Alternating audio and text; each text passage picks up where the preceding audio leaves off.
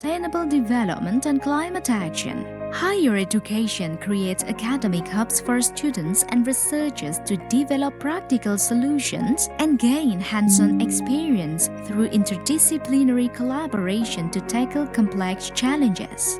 They also provide opportunities for mutual learning and experimenting with new technologies, testing new approaches, and conducting innovative research that inform evidence-based policies and practices, allowing governments and communities to participate. 11 Maret University, as one of the outstanding universities in Indonesia, is transforming towards the vision of a Golden Indonesia 2045 and becoming a world-class university through its organizational character entitled Dream Team. The Faculty of Engineering, as part of Universitas 11 Maret or UNS, aims towards more significant contributions in facilitating graduates and researchers to achieve more sustainable as well as climate resilient visions.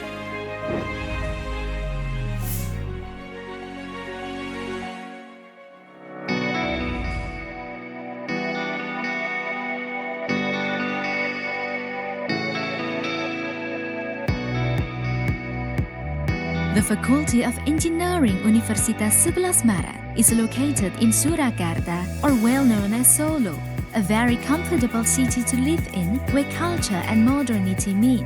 Solo is located in central Java, which is only 80 kilometers from Borobudur, one of the World Heritage Sites protected by UNESCO.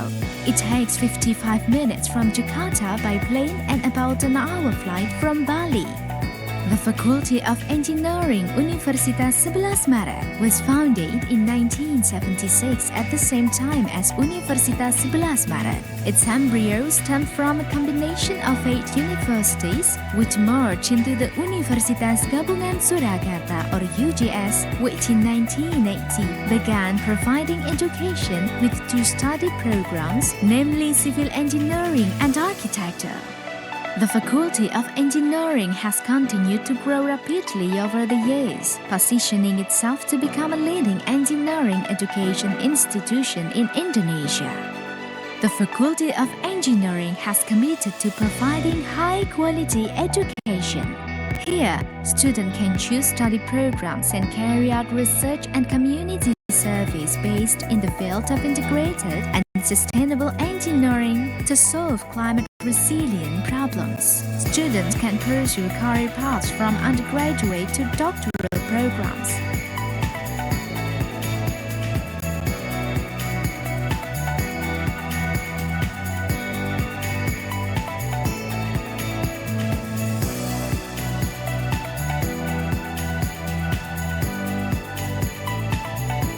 All study programs in the Faculty of Engineering have been accredited by both national and international accreditation institutions.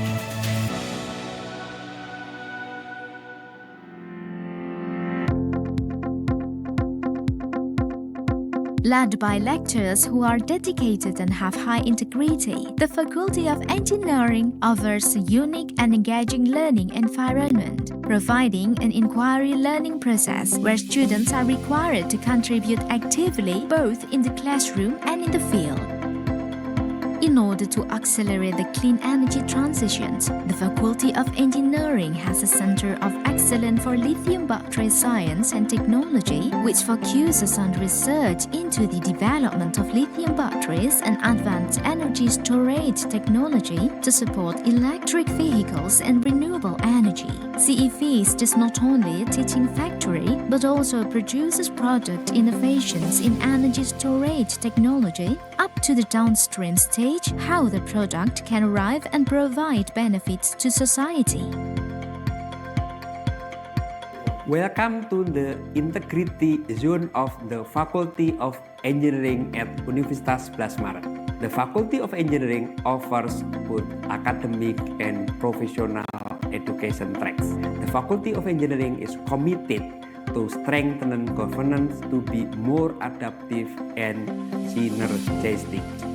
Our spirit is Teknik Satu, Teknik Maju, synthesizing unity to enhance achievements.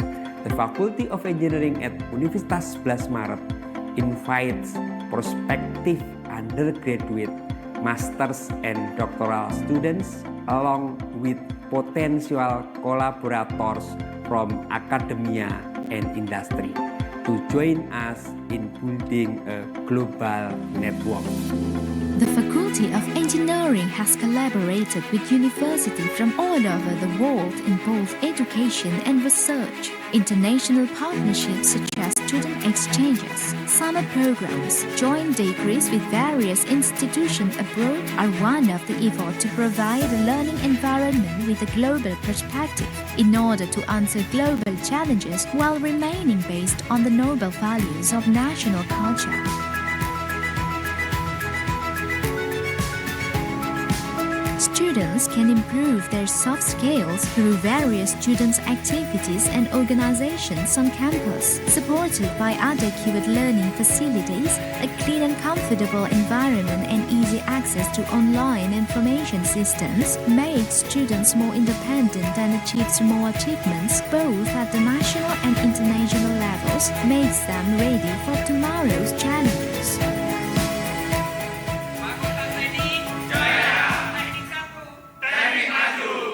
The Faculty of Engineering, Universitas 11 Maret.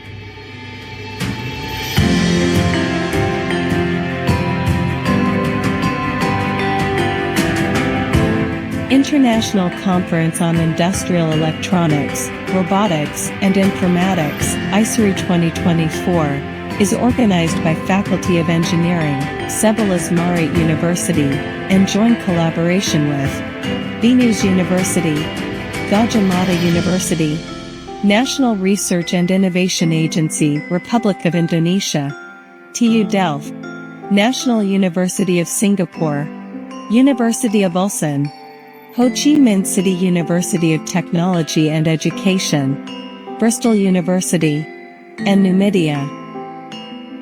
The theme of ICIERI 2024 is Embracing the Future Through Green Technology Innovation. This event will include participation of renowned keynote speakers. This is our speaker.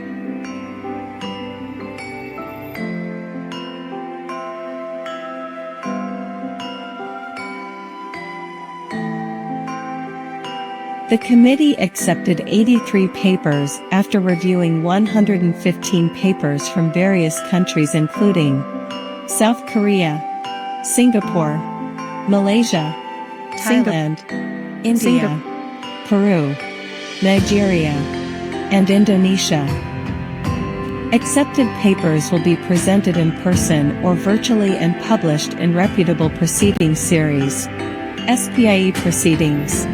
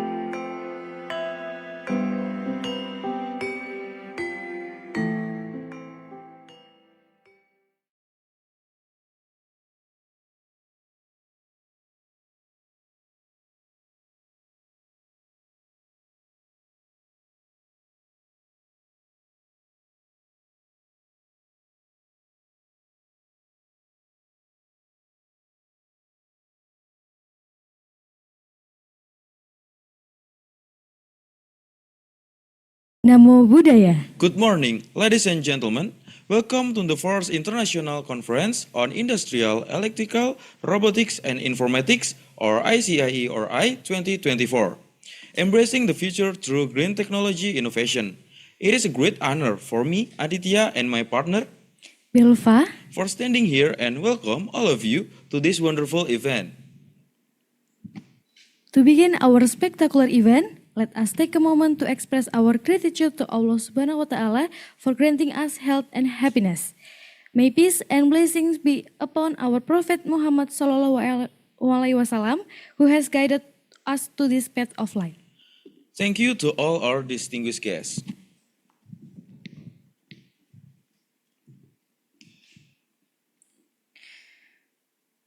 Honorable guests, we would like to acknowledge and extend a warm welcome to our distinguished guests.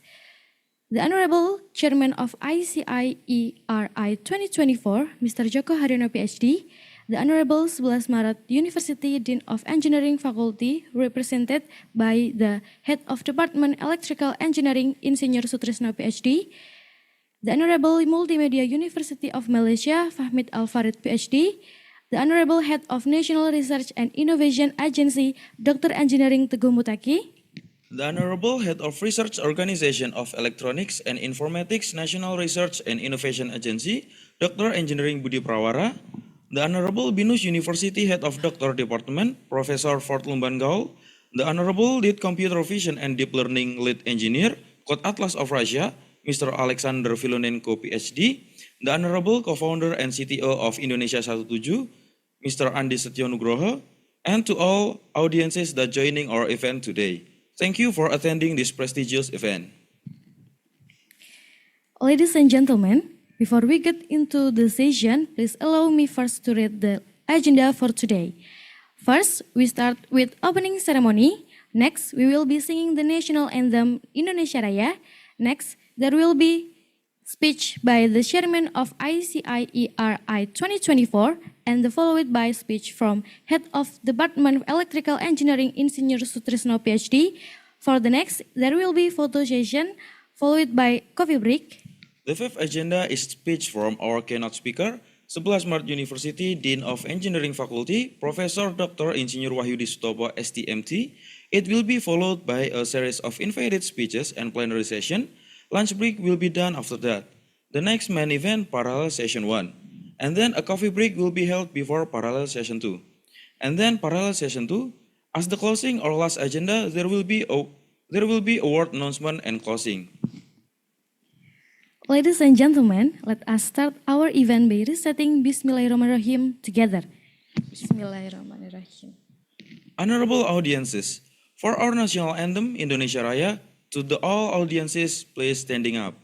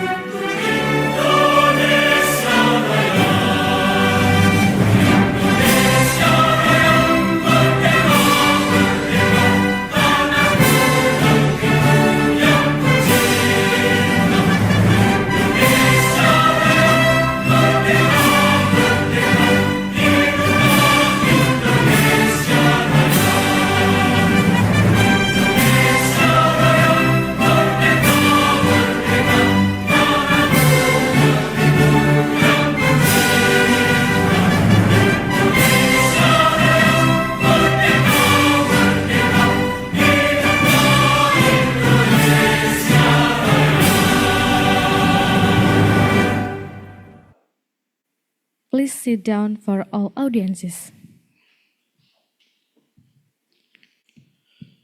Before going any further, let's pay attention to the speech's welcoming remarks from the chairman of ICIERI 2024, Mr. Joko Haryono, PhD. To Mr. Joko Haryono, PhD, the stage is yours.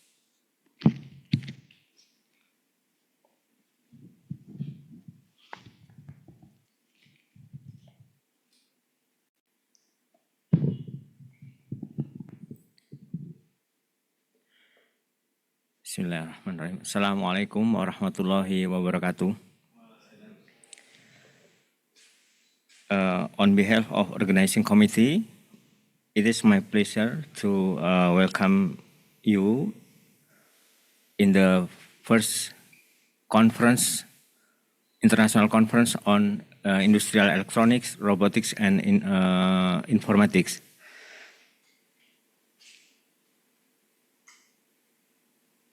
As we know, ICIERI 2024 is organized by Faculty of Engineering, Universitas 11 Maret, which collaborate with some institutions. First is Binus University, Gajah Mada University, National Research and Innovation Agency, Republic of Indonesia, TU Delft, Singapore, National University of Singapore, and University of Ulsan as our partner, and also Ho Chi Minh City University of Technology and Education, and the last is Numedia. And for this conference, the theme is about embracing the future through green technology innovation. This conference also held as hybrid conference, which come at in person or virtually. For the in person or venue for this conference, we located in Surakarta, especially in the Alana Hotel and Convention Center.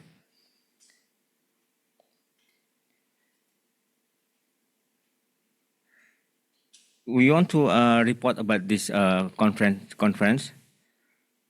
The committee accept 83 papers after reviewing 115 papers from various countries, including South Korea, Singapore, Malaysia, Thailand, India, Peru, Nigeria, and Indonesia. Accepted papers will be presented in hybrid. However, only about 6 papers will be presented as on-site. The other ones presented as online. We also want to thanks to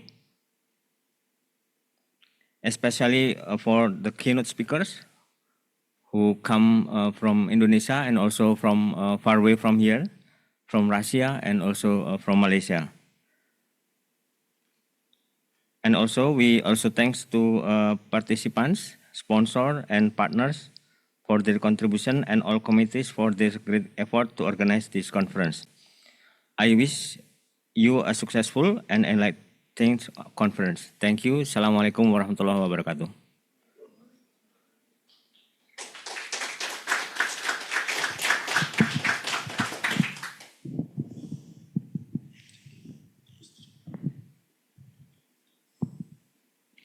Thank you to Mr. Joko Haryono for insightful speech. Next, we have a speech remark from Dean of Faculty Engineering, represented by Head of Department of Electrical Engineering, Mr. Insinyur Sutrisno, PhD. To Mr. Insinyur Sutrisno, PhD, the stage is yours.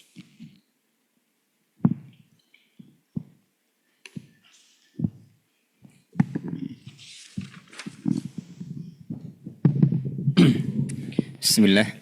Assalamualaikum warahmatullahi wabarakatuh. Good evening, everyone. Pak Andi from Indonesia 7, Pak Dr. Budi from BRIN, my colleagues, Pak Joko and all the participants of this conference. My name is Sutresno. I'm the head of the Department of Electrical Engineering. I have been asked by my dean, Professor Wahyudi Sutopo, to represent him in delivering the opening speech for this conference. He apologized, could not join this conference because currently he is overseas in Philippines. There is important agenda that he should join the agenda in Philippines. Okay, here I will read the opening remark from the dean. Assalamualaikum warahmatullahi wabarakatuh. The honorable invited speaker, Professor Fort Luban Kaul from Indonesia University,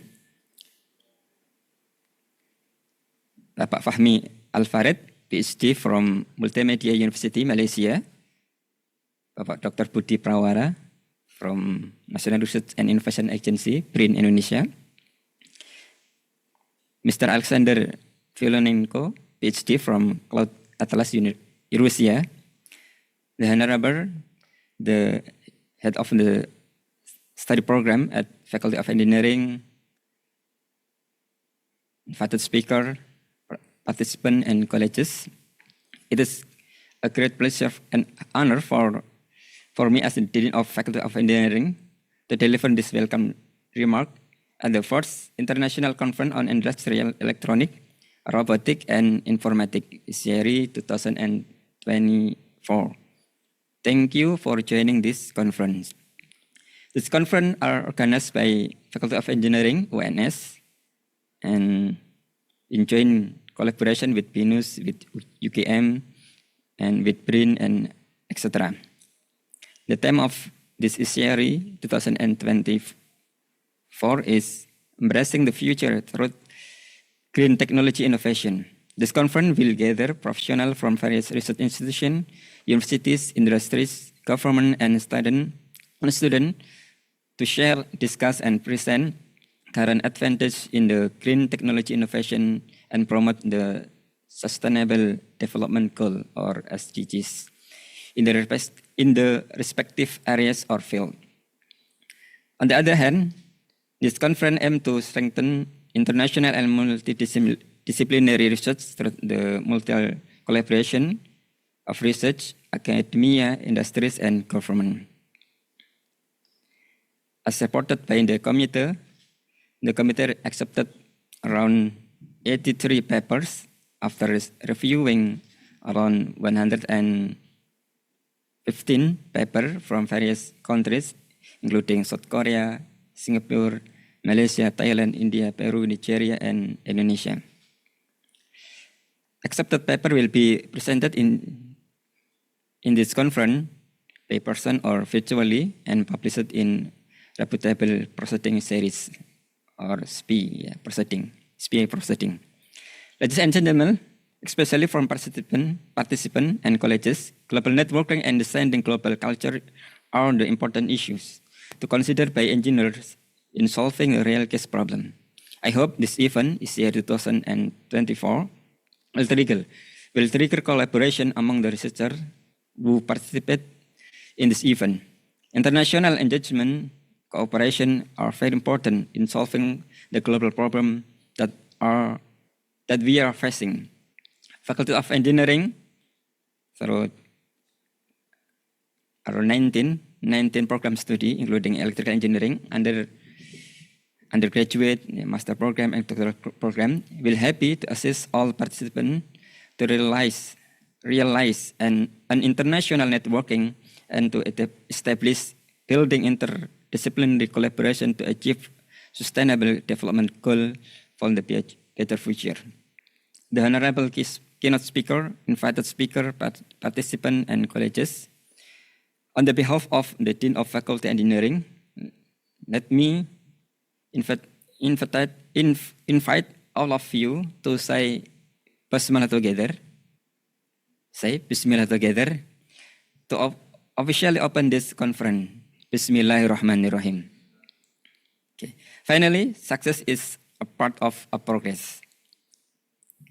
As a reward from moving forward, It is time for Indonesia, for UNS to go global, to be global. Thank you.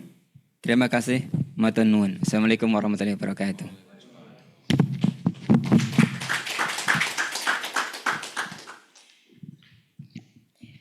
Thank you, Mr. Sutrisno, PhD, for your insightful remarks.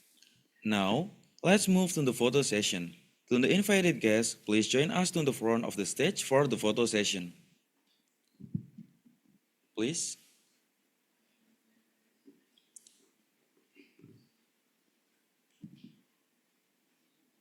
For the committee, please guiding the invited guests.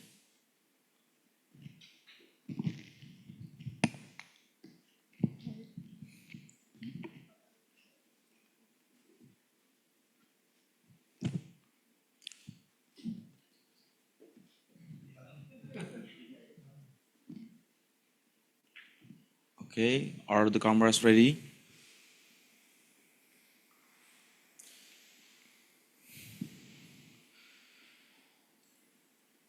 Okay, give your best smile, please. 3, 2, 1. Okay, once again, give your best smile, please. 3, 2, 1. For the last, 3, 2, 1. Okay. Thank you for your participation. To the invited guests, you may return. Okay, for the Okay, sorry. freestyle photo session.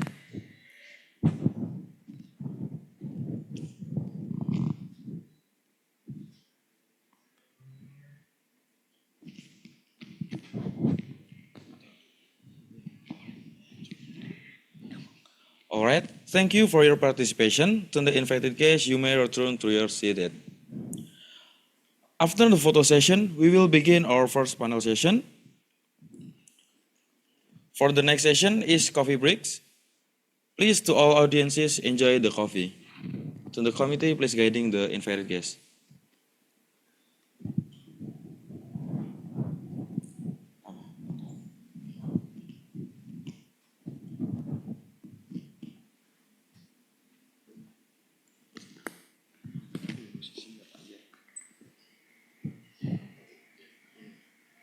After the coffee breaks, we will begin a speech remark from Dean of Faculty Engineering, 11 Maret University, Mr. Professor Wahyudi Sutopo. The stage is yours.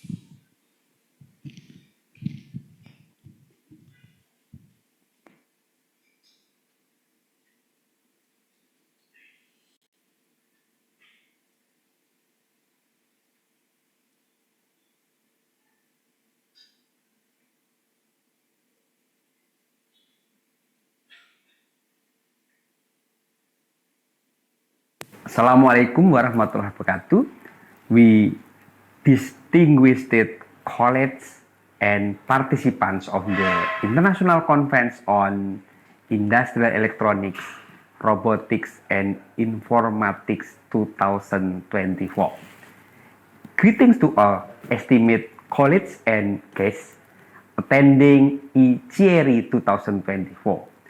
Though I cannot be with you in person due to an overseas assignment to Altonet Forum in the Philippines, I am honored to join you virtually as we explore pathways toward a sustainable future through green technology innovation.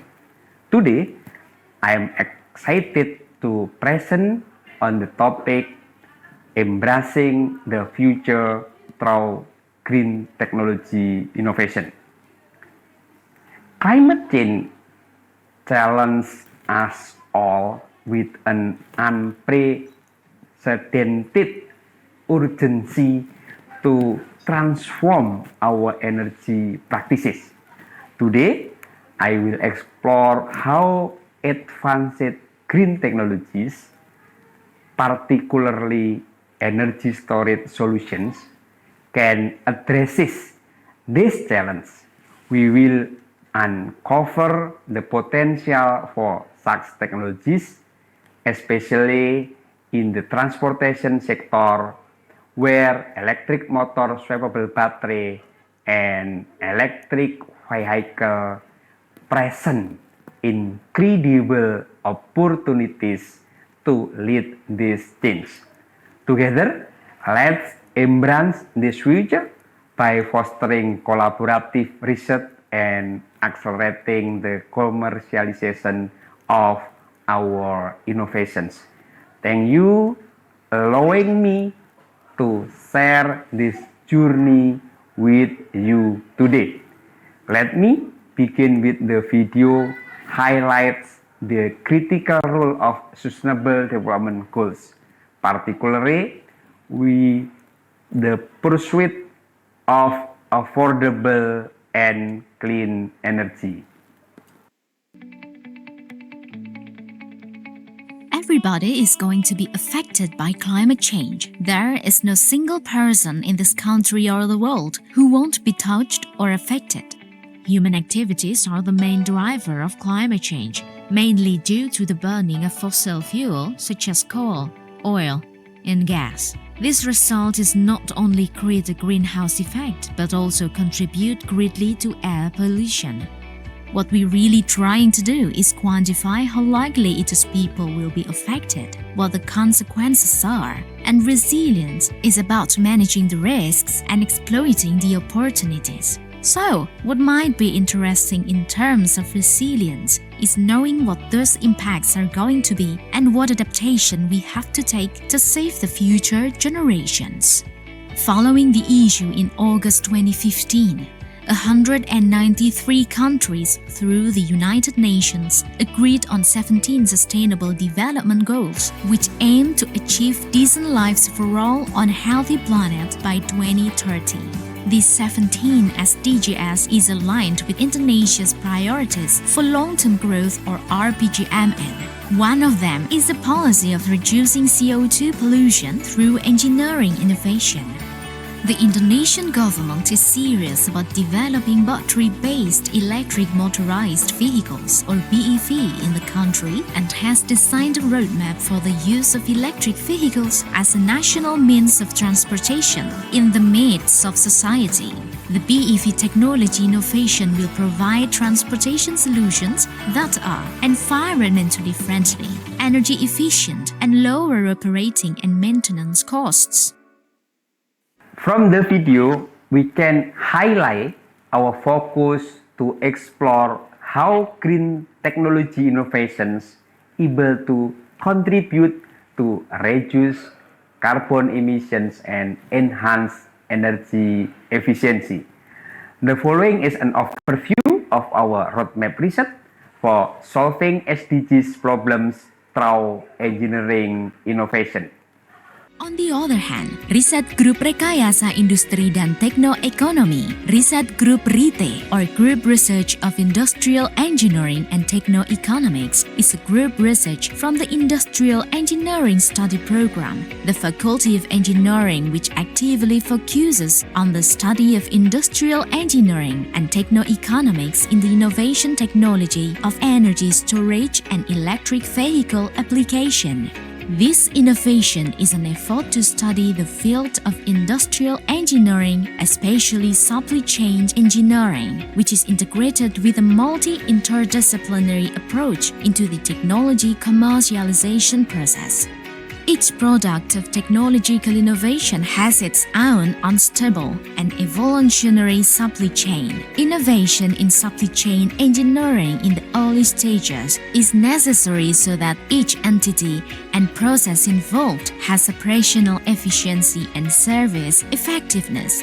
The innovation contributions that have been generated are in the form of models, methods, and system designs as intervention options to increase the productivity and efficiency of the commercialization of innovation technology. In most cases, many technology products resulting from research happen to fail to be launched to the market due to the valley of death. The obstacle of reducing CO2 pollution using innovation technology usually occurs in the transition process between technology development and technology commercialization. Hence, critical action is needed to accelerate the technology commercialization to ensure the commercialization potency of research output does not fall into the valley of death. The problems of adoption or diffusion of the commercialization of innovation technology about electric vehicle or electric motor and its ecosystem in the Asian market provide an exciting research gap to be solved in joint research with researchers in Asian countries. The study of industrial engineering sciences through an interdisciplinary approach will continue to be carried out to gain contribution to new knowledge on the early supply chain engineering integration into the technology commercialization process and to improve the productivity and efficiency of the commercialization of innovation technology. Research Group RITE has made a roadmap through various approaches framed within a strategic framework for technology commercialization. Research Group RITE carries out various interventions to support the commercialization of technological innovations, particularly energy storage technologies and electric vehicle applications. For this event, we would like to explore the potential of electric motorcycles in supporting the region's energy transition with a particular focus on Indonesia. Okay, we would like to continue with our explanation from the video. We already know about the importance of sustainable development goals, and then also our common enemy to go to net zero emission pathways for the ASEAN power sectors. And the big question, will electric motor cycle overtake two wheel gasoline powered in South Asia? It's a big problem. This is the picture of electric motorcycle in ASEAN market, Indonesia, and then also in Vietnam, Thailand, as well as in Malaysia. In most countries of ASEAN, the market of electric motorcycle is growing slowly due to the various adoption diffusion problem. So the objective of the study needs to expand to the ASEAN market problem, enhancing collaboration to solve the problem. This is the illustration, the problem, how the obstacle reducing CO2 pollution using innovation technology. From this picture, we already state that it's very big a problem about adoption diffusion.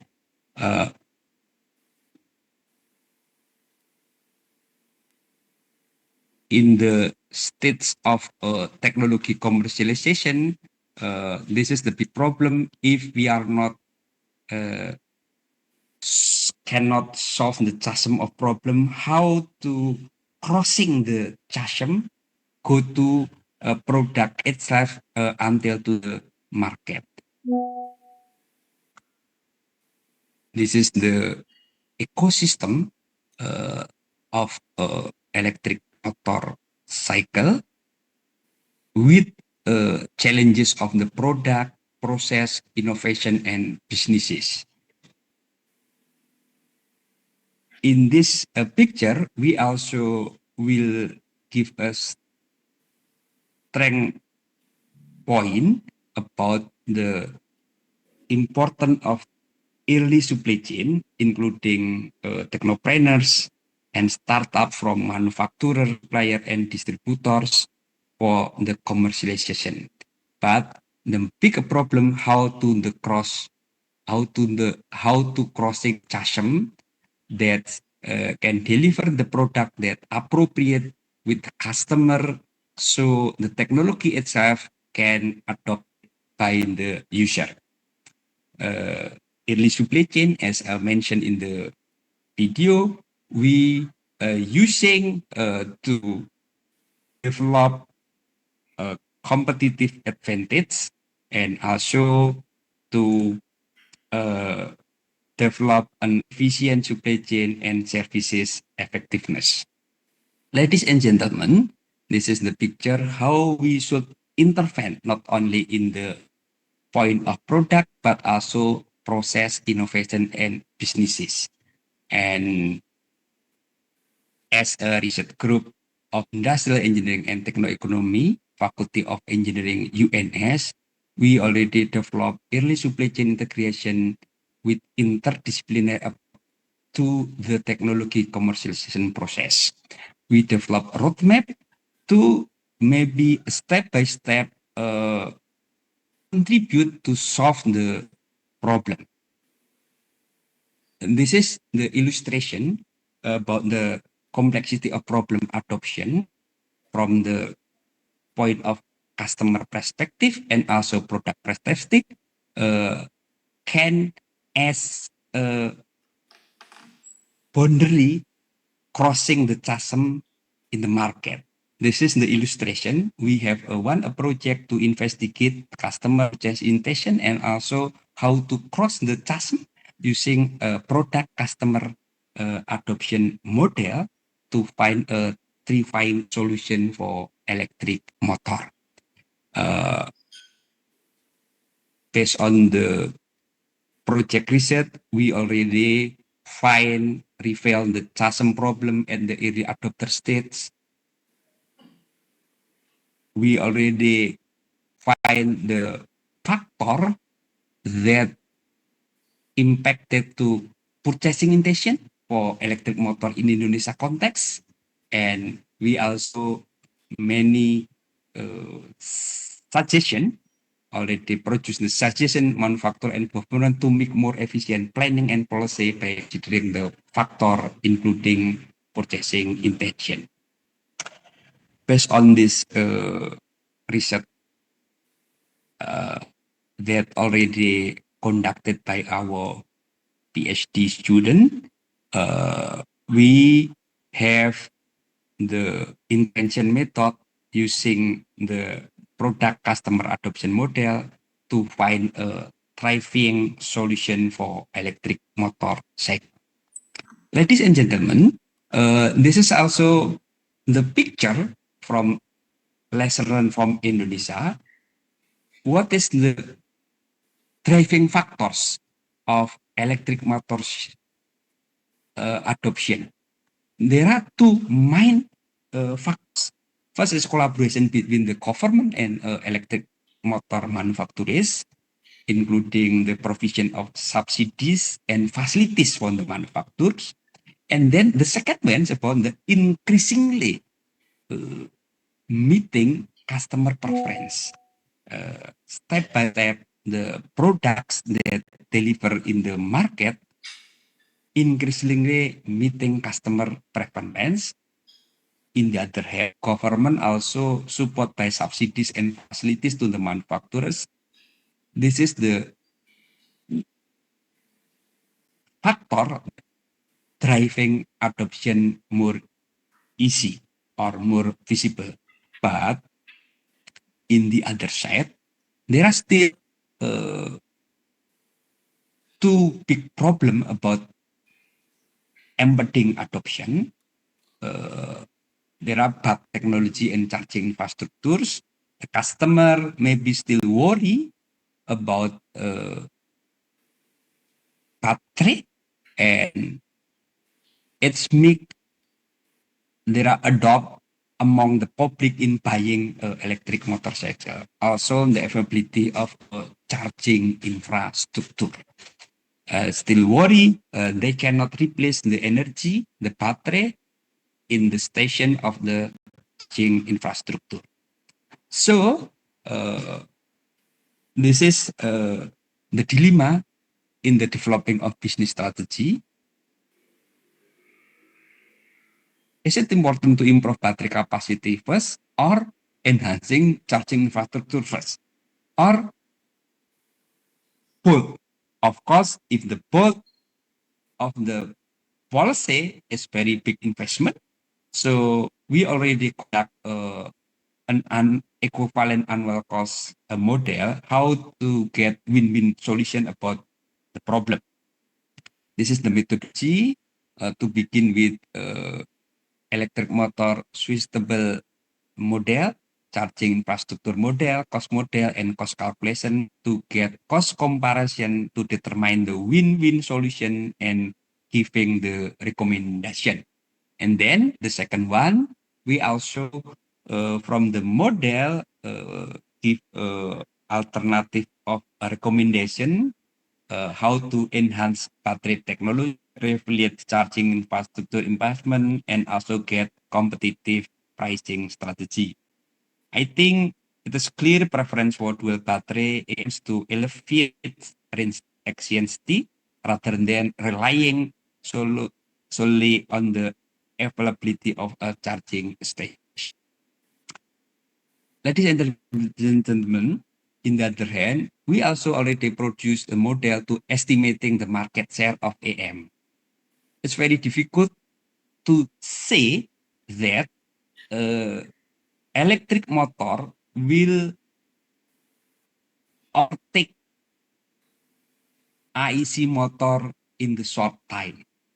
We already developed the system dynamic model to explore effect of government policy mix on electric motor diffusion, electric motor sales and market share are also estimated using a system dynamics. We formulate a life cycle cost model that consider social and environmental costs. The simulation results show that the estimated electric motor sales are close to the government target, but the prediction until 2030 may be only still about 0.5%. In summary, the transition to green technology is imperative for combating climate change, and the electrification of motorcycles presents a vital opportunity for sustainable mobility in Southeast Asia. We promote an early supply chain integration with interdisciplinary approaches to the technology commercialization processes. The shift from IEC technology to electric motor technology represents a substitution technology to achieve the net zero emission in transportation sector. A multi-platform approach may hinder the ability of electric motors to overtake IEC in Southeast Asia. Furthermore, we invite collaboration to innovative solutions aimed to reaching net zero emission using green technology. Once again, I regret not being there with you all, but I look forward to the valuable insights that will emerge from this conference. Thank you for your attention, and I hope you find this presentation both informative and thought-provoking. Assalamualaikum warahmatullahi wabarakatuh.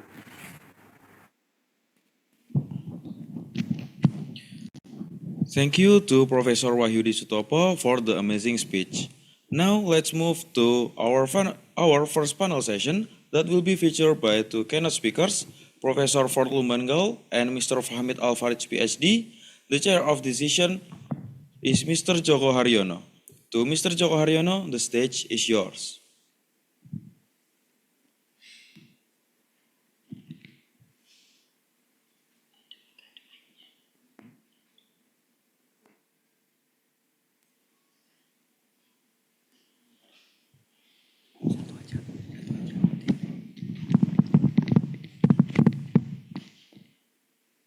Thank you, Master of Ceremony.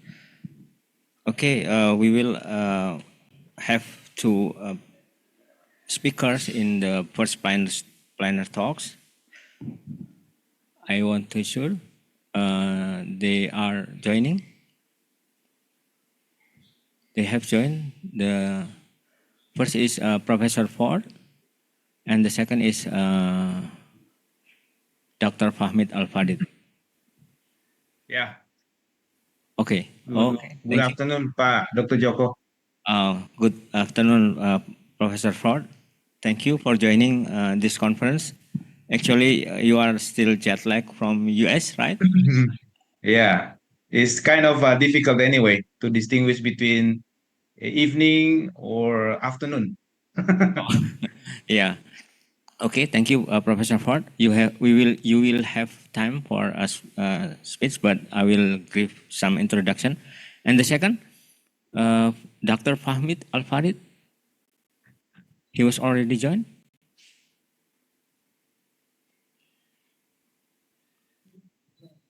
Assalamualaikum, brother. Waalaikumsalam warahmatullahi wabarakatuh. Okay, thank you. Yes, Dr. Okay, Joko. we have complete two speakers. Actually, first plan, Dr. Ford will come. However, unfortunately, he just arrived from United States and jet lag, and then he joined Zoom.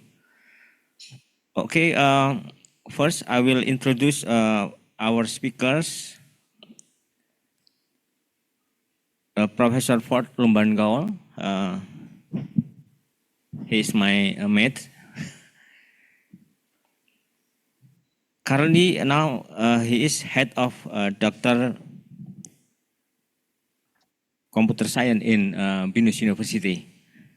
He has so many organization experience, and as I know, maybe you can show his CV, the slide screen,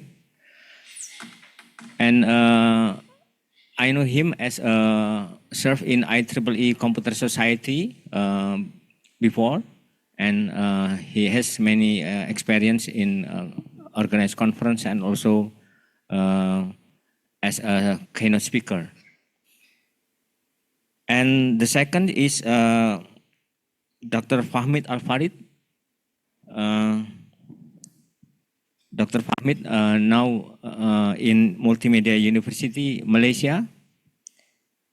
He obtained a master from University of Ulsan and doctor degree from Multimedia University. Now he working at Multimedia University, and about a field of expert, Dr. Ford, I think he is very expert in computer science, especially in big data and relational. Maybe he will explain about this field. And the second, Brother Fahmid, Dr. Fahmid, also experienced in computer science, especially for the last about computer vision. So I think two speakers will share about his knowledge, and we want to hear from them. Only 20 minutes, Professor Ford for talk and Dr. Fahmid, and then we have question and answer. So first, Dr. Ford, it's time for you. Okay. Thank you so much, Pak Dr. Joko. Ladies and gentlemen, please allow me to share my screen.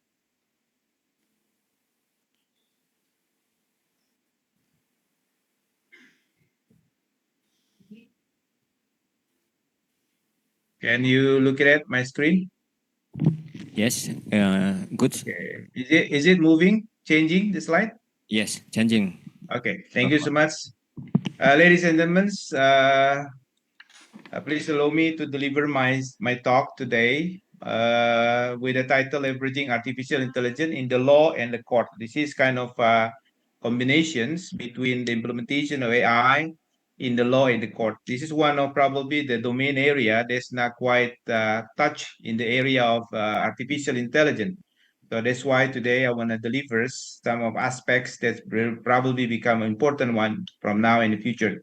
My name is Paul Bangals. I'm a professor and head department of Doctor of Computer Science, Venus University. I'm also chair of IEEE Computer Society University chapters, president of IIA ASEAN region, starting from 2022 until now, and executive director of IIA Indonesia office. I'm also research fellow at the LCIS in Advanced Institute of Industrial Technology, Tokyo Metropolitan Public University Corporate, Japan.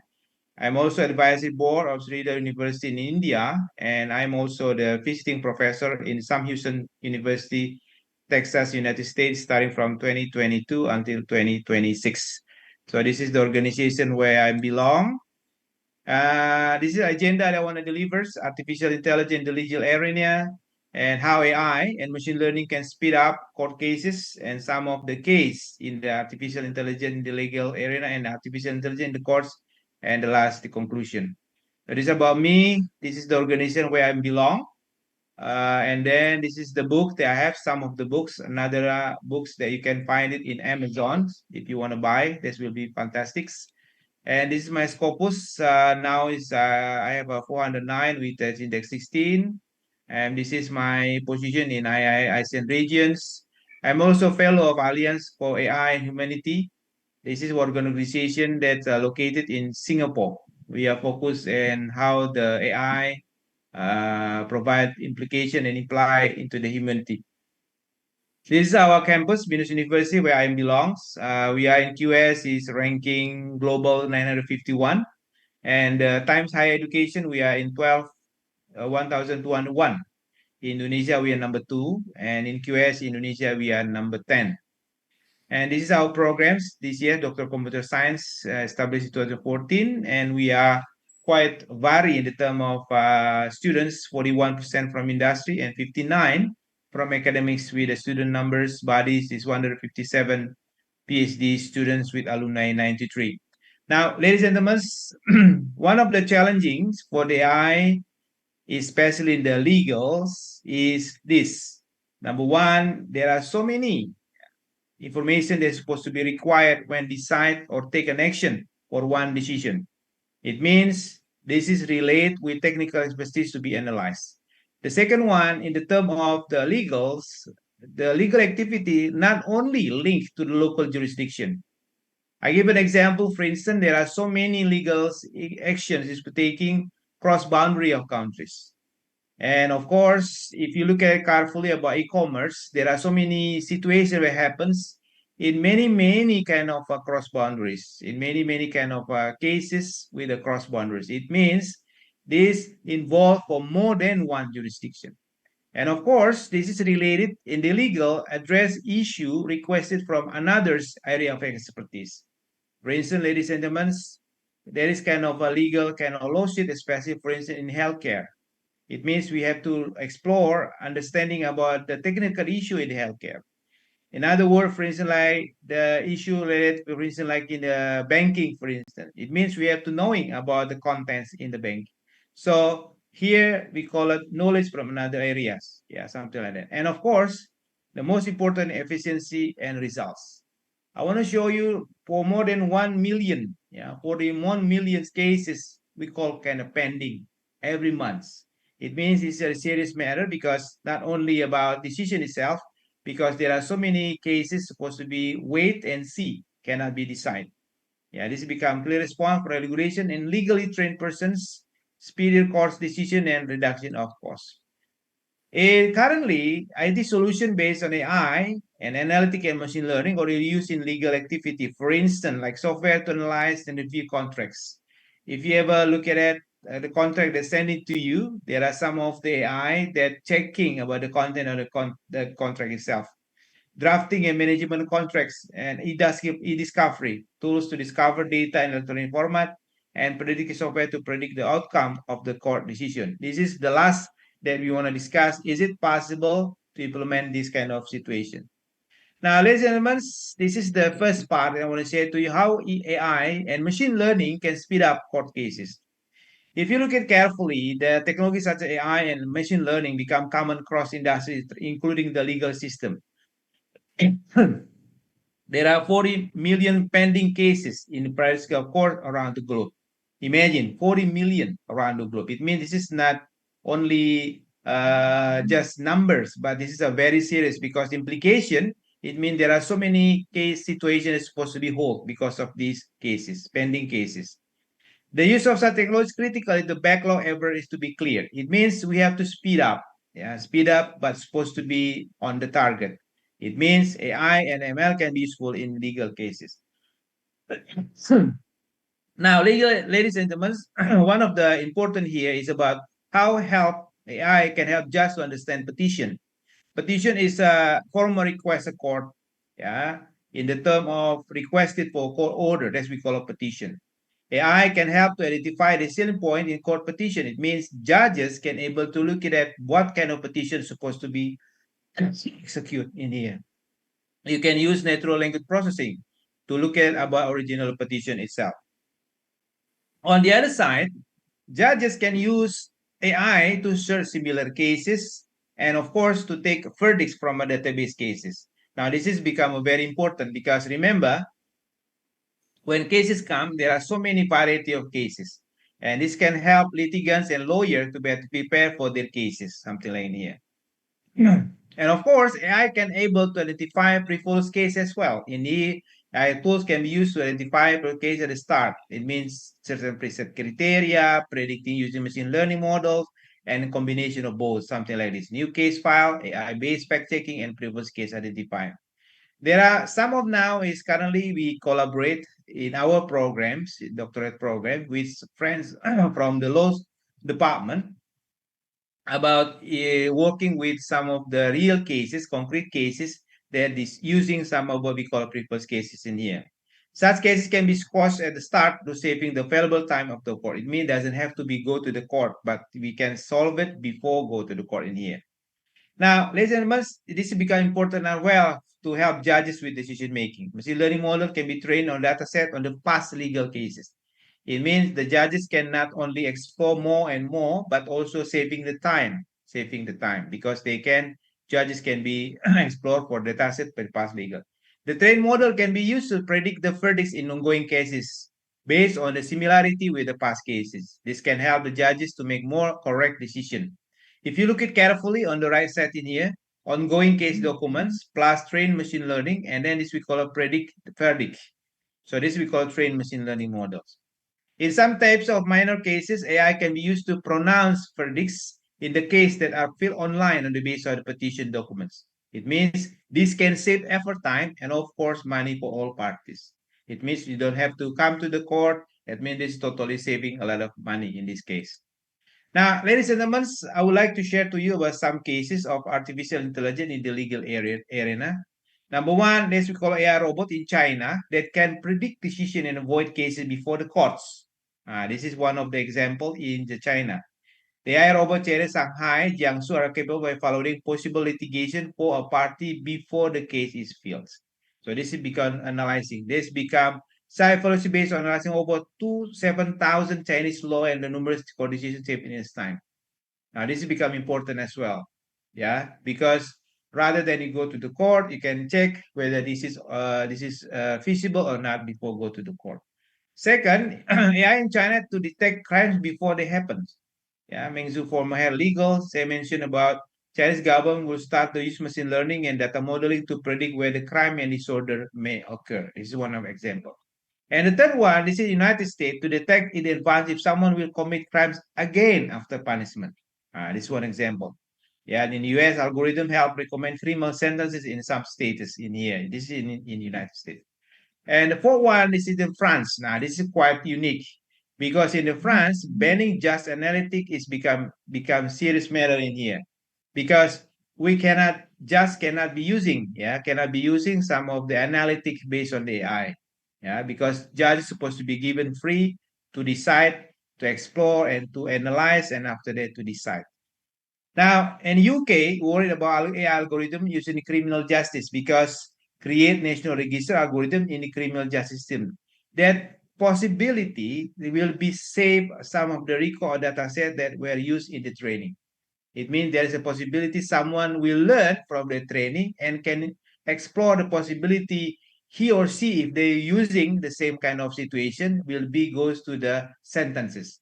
For instance, like this, if someone have the AI here and then they want to know if I'm doing this, if I want doing this kind of criminal, what happens if I go this criminal? And then she can learn it, look at the possibility to avoid the sentence. This is the kind of learning. So in here, this is we call the two sides of the AI itself. That's why UK worry about algorithm used in criminal justice. Now, ladies and gentlemen, I would like to share to you about artificial intelligence in the courts. If you look at carefully, let's say here, in the courts, there is, we call it part is title, judgment, notarial, and then after that, settlement and judgment. Each of part, this is the process, yeah. Title, notarial, settlement, judgment. If you look at carefully here, in the first, we call title, it's supposed to be provide in detail or structured information. There's structures. And then after that, notarial, meaning you have to provide with the support solution explorer. And of course, in the third one, solution explorer, it's maybe a prediction. And the last one, help with research analytics. So this is the situation in the court.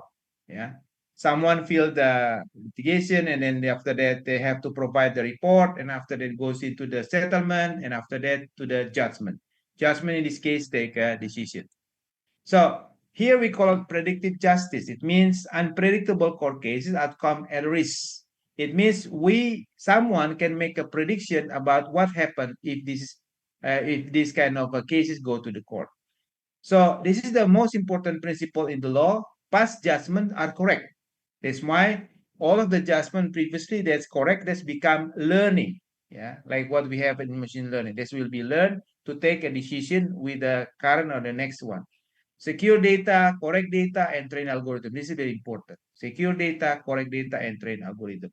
So all of these one become interact each other and then will be predict. We call it as a predictive justice. According to the European Convention on Human Rights, this is kind of sources from the below. They mention it to 79% accuracy. Wow, this is fantastic. Almost 80%. Because it means predictive. If someone take a court and then there is a 79% prediction accuracy will be correct. Complexity reduction done in process and claim 79 on average. If you asking to me, is it good 79% or not? It's simple. Yeah, it's simple because if you say 79% is good or not, of course, if you look at the numbers, this is quite big. However, there is another issue in here that's probably infected by stimulus of the fact could be additional kind of issue that will be influence the just we change about the decision. Now, possible AI for solution explorer use chatbot technology for recognition of phone completions. For instance, you don't have to come. You can using the voice recognition and content translation and possible outcome itself.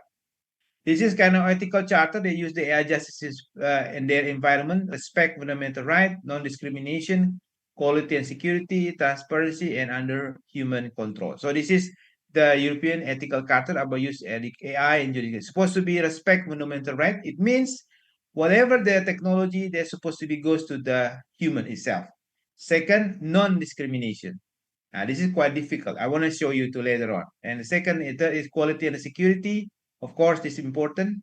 And then number one, transparency. It means you're supposed to be fair, impartiality, and the last one, under human control. So AI will not take control about the justice itself. One example, non-discrimination like this. Yeah. AI sometimes the color of skin can take a decision is wrongly. Yeah, for instance, like this, the left one and the right side. If you go to the eye, could be the right side is supposed to be higher, it's supposed to be the left one is higher, something like that. So that's why here we call it bias to adjust by law. The issue is about bias, bad of the algorithm, lack of data. If you're asking to me, sir, why this has happened? Could be bias of judges or bias of law, bias program, lack of data, bad algorithm. Could be the data itself. Yeah, this we call it unfair treatment, this thing we call unfair, and so on. This is become important as well about non-discrimination. Transparency is in current many countries called. For instance, like in Netherlands, this became important one. full timely approach disclosures, and to assess choice and to ensure effective legal protection. Transparency become important. It means there is no hidden kind of program, hidden kind of situation that will be influenced kind of the judge itself. Now, this is the other one challenge for a court. AI under user controls, prescriptive approach, ensure informed actors and user are in control of their choices. It means this is still under human control. Yeah, this is becoming very important. Now, one of the important one, the last one that I want to share to you, the possibility AI can looking about the judge profile. Now, this is becoming very important. If you're asking to me, AI can provide the profiling of people, of course. Yeah, that's why. But the next question is whether the AI can make a judge profiling or not. The answer is, of course, AI can do. It's become important. So, but on the other side, there is some question that's supposed to be do, what for, by whom, and other, because if you can answer this one, it means judges can be not like human anymore. It's like a machine. They look at on the left and right, on the right and wrong without looking another kind of a side of in the legal itself. That's it. Thank you for me. This is the conclusion. Algorithmic outcome prediction can be useful for legal researchers, but have no place in the court. It means you can using it, yeah, but no place in the court. And then algorithmic experts may have a place in the court, especially by making predictions. And the most important is the quality assurance and explainability. That's it from me. Thank you so much. I give it back to Dr. Joko. Thank you.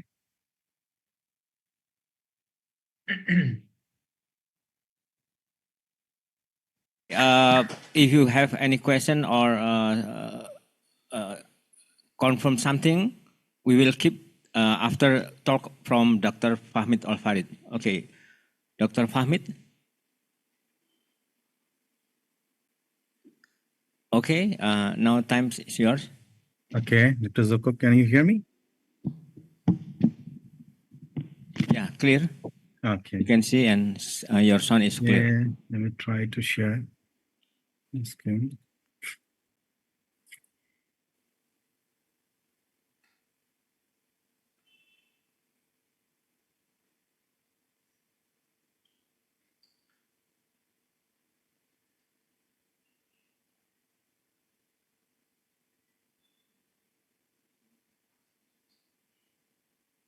Okay. Okay, can you see my screen? Yes. Is it moving? Okay, moving. Good.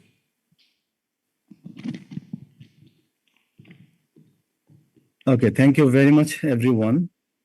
A very good morning and assalamu alaikum wa rahmatullahi wa barakatuh.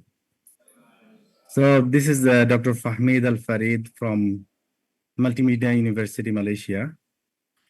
And I'm so happy that and honored my friend, Dr. Zuko. We are like friends since 2013 in University of Ulsan. And we had great memories there. So anyway, I did my bachelor in my home country from computer science and engineering. In the university name is University of Chittagong. So this is the third biggest public university in Bangladesh. So after that, I was working as a engineer in a USA-based company in my capital city, Dhaka. After that, I got the scholarship in University of Ulsan for my MS engineering. So I did my MS engineering in computer science and electrical engineering, focusing on signal processing. And then also I worked in the University of Samsung. It's called SKKU. In Korea, they call it Sangkin Kandehakyu. So I work as a research assistant there for 1 year. After that, I moved to Malaysia. So as a teaching assistant and full scholarship for PhD. So yeah, soon after my PhD, I have joined as a research professor in Faculty of Engineering here.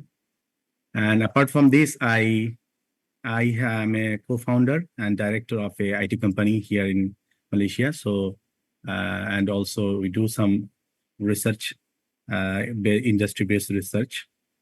And we do have a patent on AI and power generation. And I also become a director of a organization that is a charity organization. Name is WW Global Malaysia. So that is the headquarter in USA and New York. We are working with with United Nations in parallel. So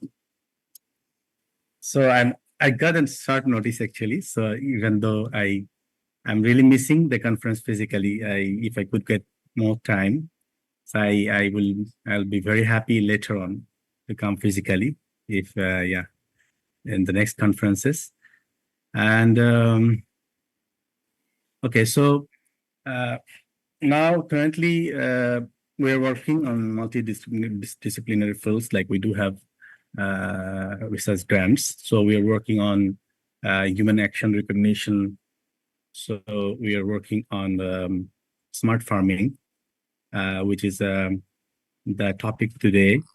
Advancement in deep learning for crop disease detection, hybrid model, data augmentation, and multimodal approaches. So here in this presentation, actually, I'll be focusing on tomato leaf disease detection, one of our research work, but we did research on wet leaf disease detection, paddy field leaf disease detection. So, and eventually this project, we have that goal. We have 3 teams working separately, and we have a goal to have a solution for the smart farming, and which I will explain detail later on, if time allows.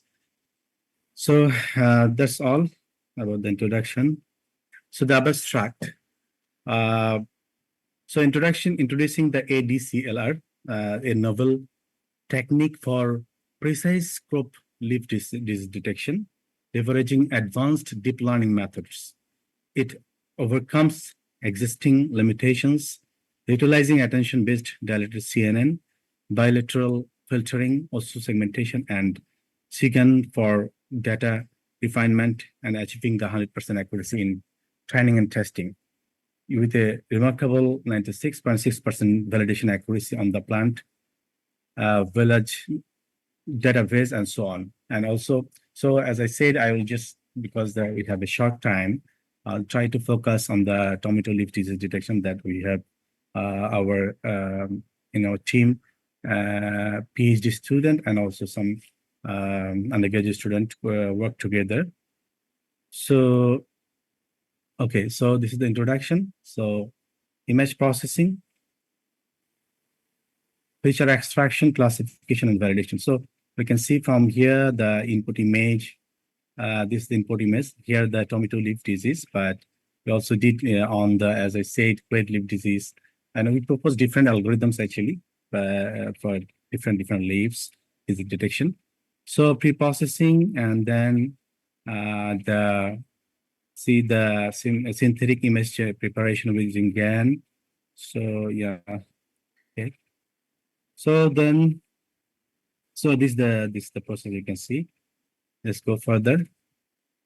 So the related study here, machine learning methods. We just mentioned some of the methods that we have used, deep learning methods, and the deep learning with machine learning.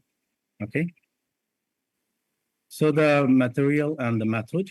So, and the type of tomato leaf disease. So here we, in the leaf disease class, we have bacterial spot, early bright, target spot, yellow leaf curl virus, mosaic virus, lead blight, leaf mold, spectorial leaf spot, 2 spotted spider mite, healthy and took.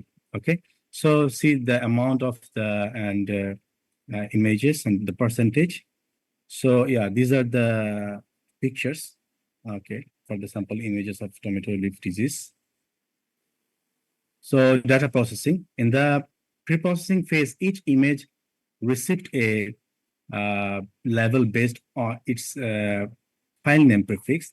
The process detailed in algorithm began with the bilateral filtering and also segmentation. So This is the algorithm that I do. So you can see the input dataset of tomato leaf disease, the result preprocessing of tomato leaf disease image data with number of images n. So we did the iteration from 0 to n. So the resize, we decide the dimension 256 into 256. Then we preprocess and resize to 240, 224 into 24 window, and then if normalize the pixel 0, 1. So like this, it continues. So and then we perform the image filtering with bilateral filter, and finally generation of the pre-processed image of tomato leaf. So after that, so the image segmentation. So image, the basic of image filtering and image segmentation. So the bilateral image filtering method is used in this method. So then most texture noise and the small details are removed, but broad, sharp edges are preserved. So a Gaussian distribution could be used to calculate the weight. And image segmentation, the segmentation process of an image is a technique that involves dividing an image into regions or segments based on some criteria, such as color, intensity, texture, shape, etc. So the goal is to simplify the image and make it easier to analyze and understand. So this is the process for the synthetic image generation. So you can, from the figure, I believe it's clear enough to understand noise. So okay. So this method uses the Gaussian model to generate synthetic image from preprocessed image. It consists of two neural networks that compete with each other in a zero-sum mechanism. So image generation using GAN, where one network creates images and the other network classifies them as real or fake. Okay, so yeah, this is the tomato leaf is data. So the pre-processing, and you can see how it progress for the scientific image generation. So the proposed hybrid classification model involved this ADCLR, dilated CNN, vector routing algorithm, logistic regression classifier. Okay, so for other leaf disease, so we propose all different algorithms actually. So the general algorithm of our ADCLR algorithm. Okay, so the input dataset of tomato leaf disease.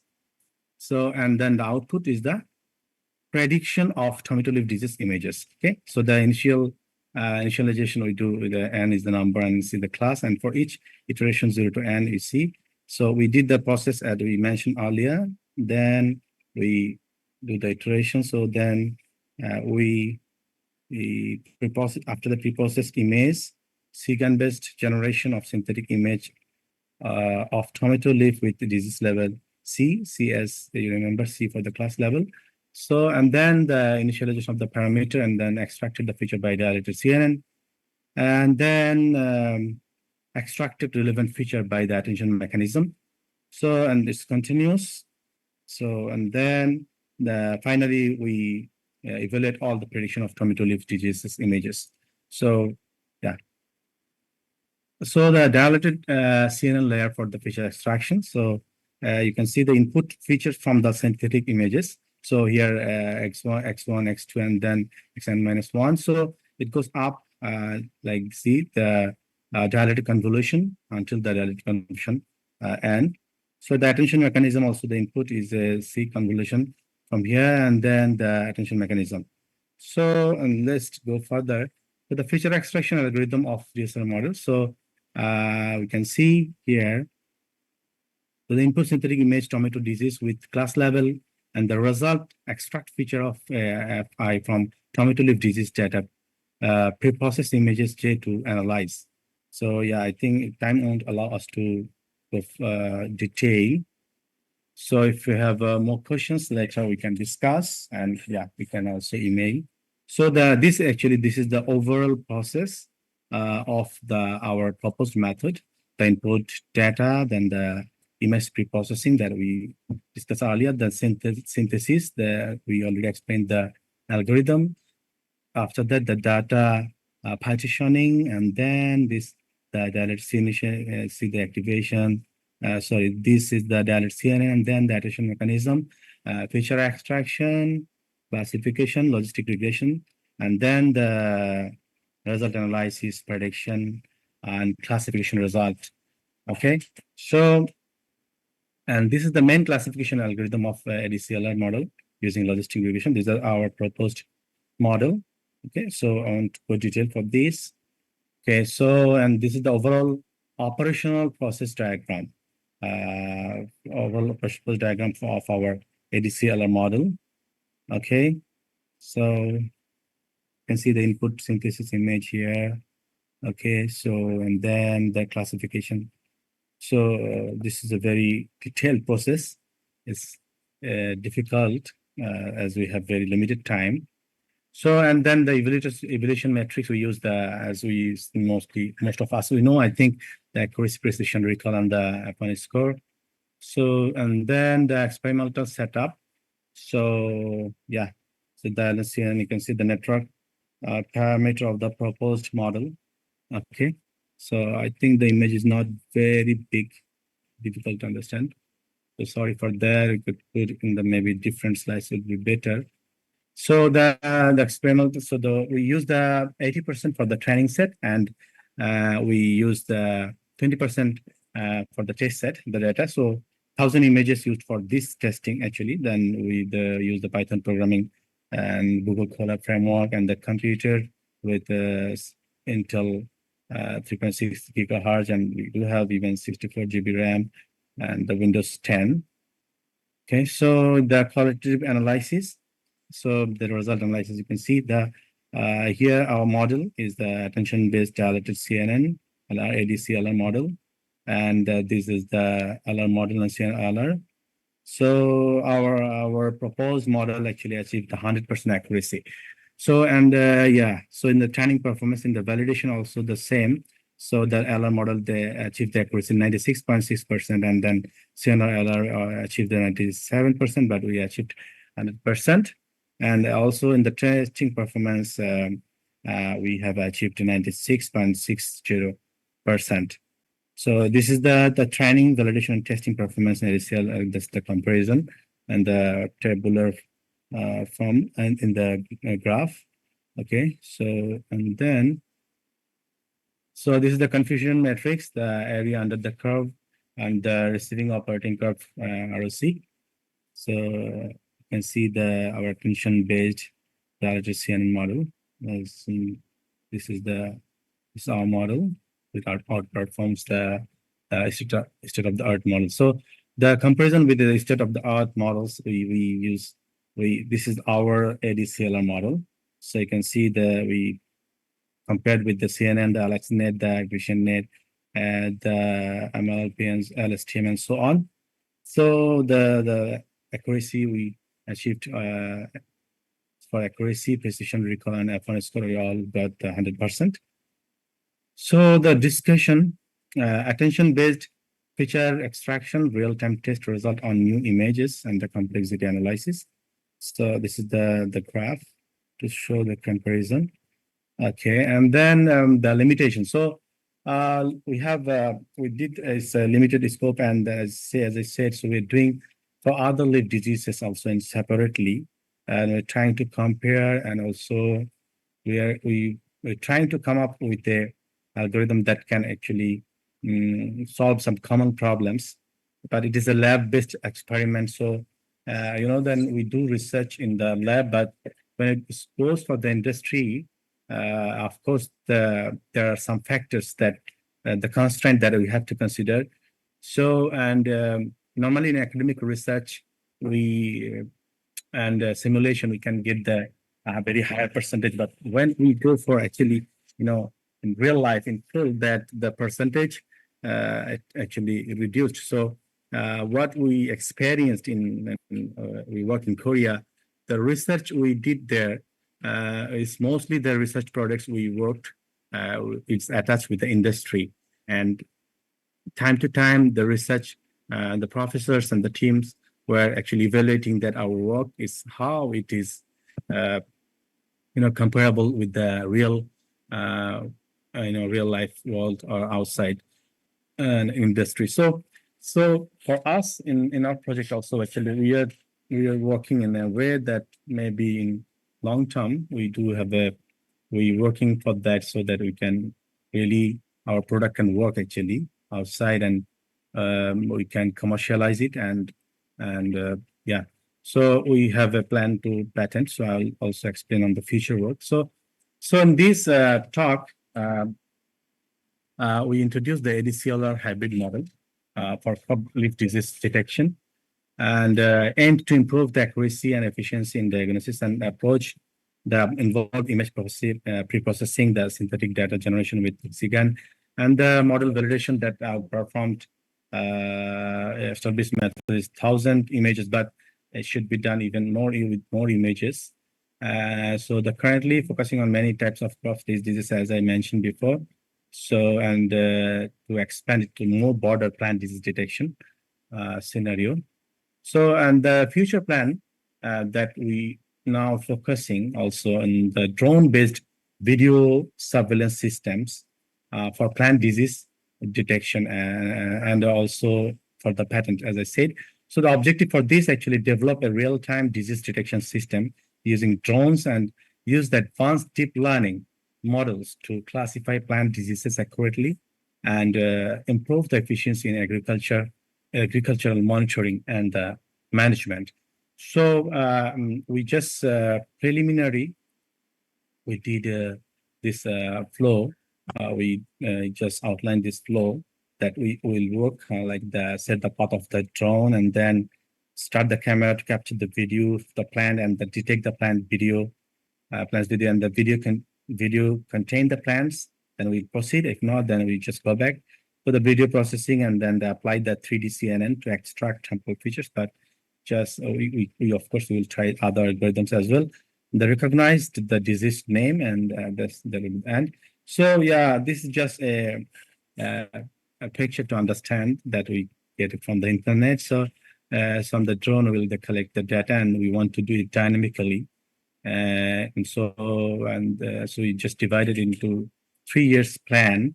I think I will just finish in a few minutes.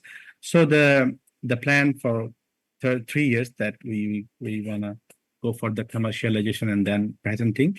So this is the timing diagram for the proposed system. So yeah, as I mentioned in the flow, that's what we just put here. That's all for today's presentation. And this is the reference. And thank you everyone, and thank you for the conference organizers and the committee members to allow me. And yeah, even though it was a short notice, so I believe, and later we'll get more time to prepare and share our ideas and experience. And thank you everyone. Thank you very much, Dr. Fahmid Al-Farid. His practices implementation using AI. Okay, we have finished for 2 talks. First is from Professor Ford about AI in legal arena, and the second is Dr. Fahmid Al-Farid, especially for the disease detection in the leaf. So now we open the discussion because we are working in hybrid. So first we please the participant in offline. I mean, any question? One. Okay, one. Give the mic. Okay. Time is yours. Hello, my name is Andy. I'm from industry, not from academic. I have a question for Prof. Ford. He mentioned in the presentation that about the predictive law decision using AI. But in the last slide, he mentioned that it's not yet, it's no place in the justice law right now, I think. But I believe we really need the AI and the knowledge to be put into the system to help us to speed up the decision making law judgment, yeah, because as we know, just recently that we have corruption and etc. in MR, and those kind of technology, I think we need to implement in not just in justice or in law, but also in all of the industry to do. Even on my set on IT, I use AI to help us to develop faster and faster. Thank you. Thank you, Pak Andi. Dr. Ford, Professor Ford, are you in your seat? Okay. Okay, first question for you, Professor Ford. I try to briefly read. In your mention, we are concerned about law and how justice law to cover the AI. Yeah. And actually in Indonesia, this is far from the reality. Yeah. Maybe, how we can implement AI and put in application or system. However, we still in the area of legal. Yeah, thank you so much, Pak Dr. Joko. Jadi, so when we discuss about legal or court, we're not involved with regulation, no. But we try to use AI as a part of the tools to help lawyer, judges, and to provide better kind of understanding of people when they have a provide kind of petition to the court using some of technology AI, especially in NLP and machine learning, something like that. So, like I mentioned in my presentation, that there are so many tools in AI and the machine learning NLP that can be used in the court in the law itself. One example, for instance, like if you are a lawyer and then you want to know what is the previous kind of cases with the verdicts that happens with the same competition, so you can explore it, you can learn it. It's very easily, and you have to know that in the when you look at it about regulation, there are more than probably 100 of 1,000 kind of regulation that happens, and all of them can interchange each other. So this is a very difficult if you learn it manually and explore it manually. That's why you require tools using the AI itself to help you to provide some of understanding and learning about those kind of previous cases. That's my answers, Dr. Joko. Pak Andi? Do we have the system already online, Pak, somewhere? Okay, actually, if you look at it carefully, there are some of, especially in the Supreme Court, there's now when you filing the problem kind of a petition, actually, there is kind of a tools that provide like we call kind of checking whether some of the evidence, some of the what we call kind of the evidence or kind of petition that you submitted is already in the correct format, something like that. Now that's they're using the AI itself. However, this is kind of a very beginning. Meaning, if you want to asking me whether this can be extended further or not, yes, of course. For instance, you submit the petition and you want to know whether this is will be predicted will be accepted or not, or what kind of the what we call decision of the judge. That's I mentioned to you before that we call it predictive judges. This we can extend it further. But in the current now is when you submit it, there is kind of formatted checking and look at it kind of checking the formality, template and evidence whether that's okay or not, and then mapping it, classifying these cases is belong to this, and so on. So that's kind of initial anyway for the current one. Okay, already answered. Okay, move to the second question. Maybe we give the opportunity for participant in online.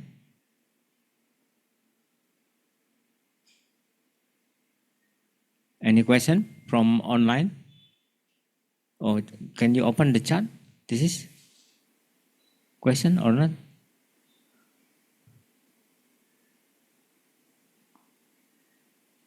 Not yet? Participant from virtual? No question?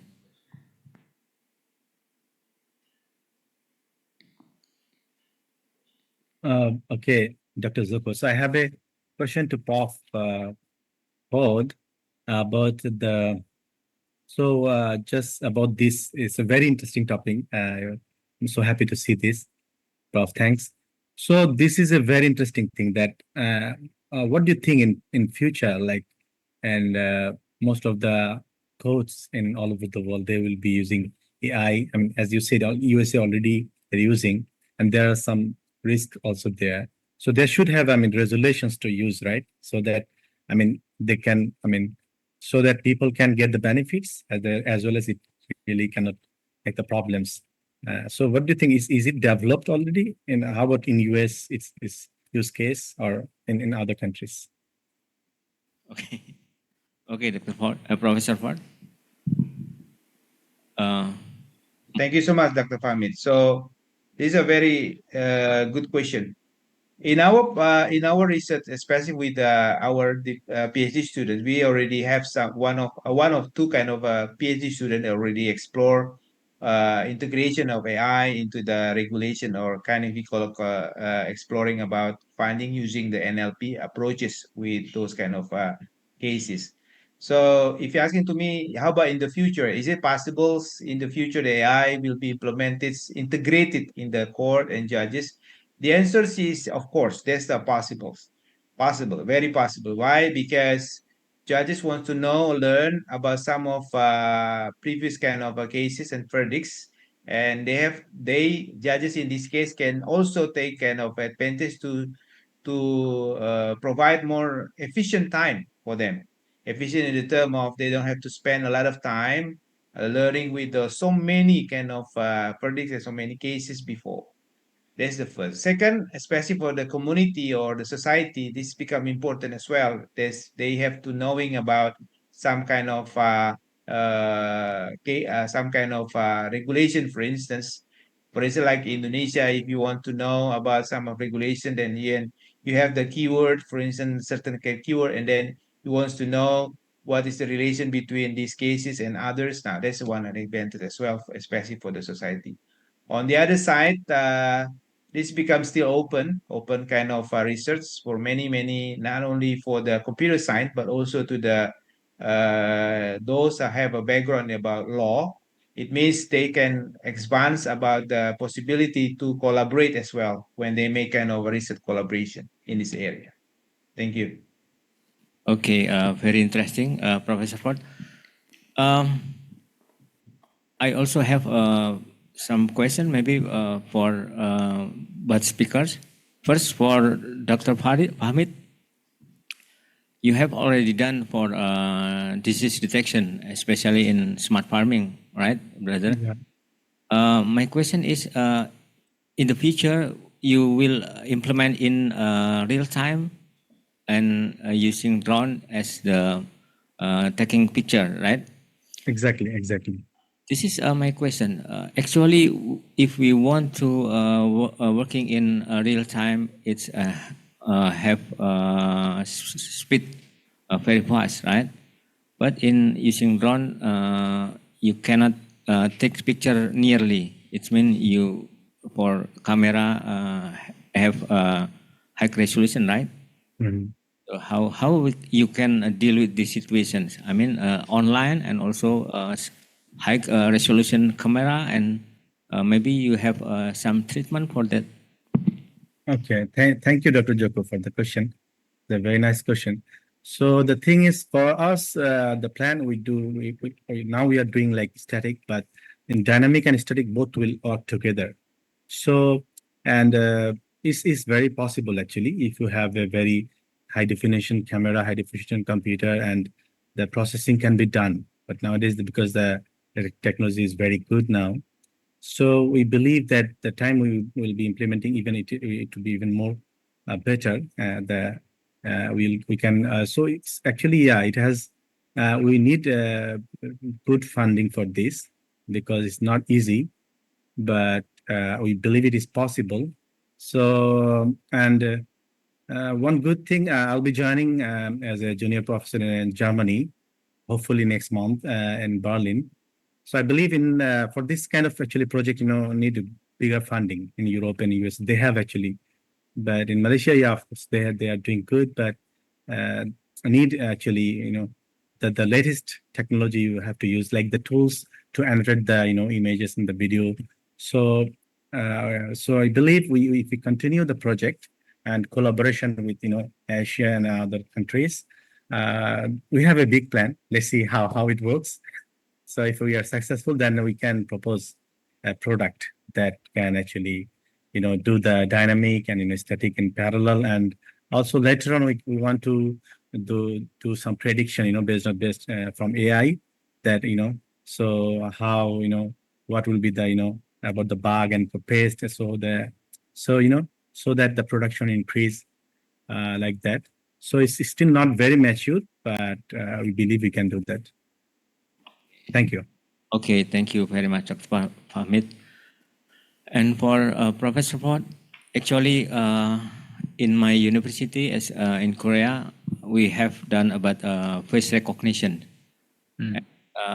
However, the implementations now moving to the how recognize some mimics or something from face. This is the movement research. And I also working on how we can use face recognition in legal area, for example, judgment or something. In as we have read and learned, we can use face recognition to compare with from, for example, interviewer and interviewee. To know this is a lie or not. Synchrony, this is a psychological knowledge. Synchrony, how synchron the first and the second person, so we know he is liar or not. Is it possible using AI to implement that? This is my question. Okay, thank you so much, Pak Dr. Joko. So there are three issues that we have to be aware in the area of using the face recognitions. The first is about we call data privacy. Data privacy meaning we cannot just took certain kind of data without any kind of permission from anyone as the data set itself. So we have to be careful about that. Second is we have also checked about the possibility, especially with the regulation as well, because in Indonesia the rules, especially for the using the tools to make sure those people whether he's doing the criminal or not, is still based on depend with the decision of the human itself, or in this case with the judge. So we cannot using the technology itself as kind of the what we call kind of the aid that become the main kind of tools to decide whether the person wrong or not, something like that. And the third, this has become very important because this required a lot of kind of training. Why I say like that? Because there are some of the situation of cases that possibly the precision can be very low, something like that. So this has become another issue whether we can go through, yeah, using the technology like that into the court. However, in the past there are some of technology they're still using it. They're already using it and proven. For instance, like lie detectors, for instance, that using in the court in certain kind of cases to check whether the person is provided a lie or not. However, in the Indonesian regulation, especially in the core systems, lie detector is just a tool. There's still required kind of a justification from the judge whether this person wrong or not, with the some of the evidence that become support for this kind of cases, something like that. Thank you, Pak Dr. Joko. Okay, thank you, Professor Ford. Okay, we have 1 hour, 5 minutes for this plenary speech first. So we will close this plenary. We give applause for both speakers. Thank you very much, Professor Ford, for your joining, and Dr. Fahmid Al-Farid. We have your successful in the future research and also your working in your university. Thank you very much. Okay, thank Thank you. you. Thank you. Bye-bye. Bye. Okay, Bye-bye. I've finished for the plenary session first, and we will move to the second. We go to Master of Ceremony.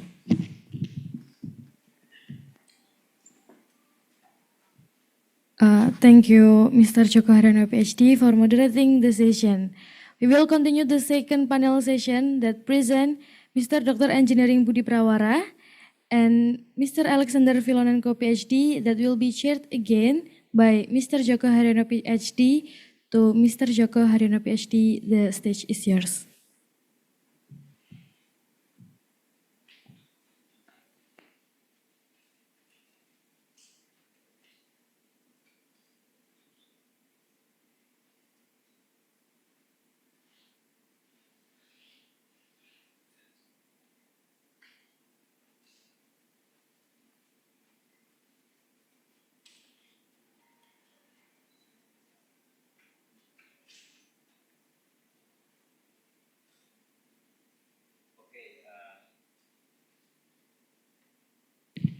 Now we move to the plenary session 2. We also have two speakers here. First is Dr. Budi Prawara from National Research and Innovation Agency, Republic of Indonesia. Welcome to Solo, probably. Yeah, and the second is he has already joined in the virtually.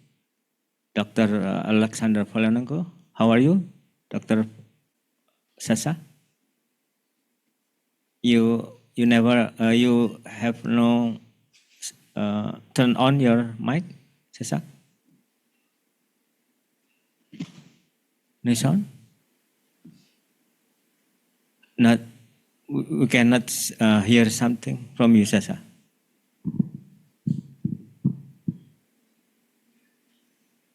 Okay, maybe the engineer will communicate with you to improve your sound. Before speeches, I want to introduce both speakers. First is Dr. Budi Prawara. As I mentioned, now he is chairman of research organization to electronics and informatics in National Research and Innovation Agency, and he obtained Doctor of Engineering from University of Ryukyu, Japan. 1, 2, 3, 4. Oh, good, Sasa. We have clear your sound. In 1999, right? The doctor degree? 2004, already past 20 years ago. No, before, you have not yet professor in Britain?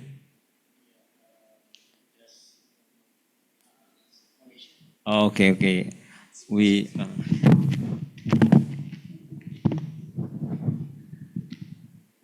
We pray for your success. Thank you. Okay, Dr. Budi will talk about autonomous system in Indonesia, especially for vehicle. This is very interesting.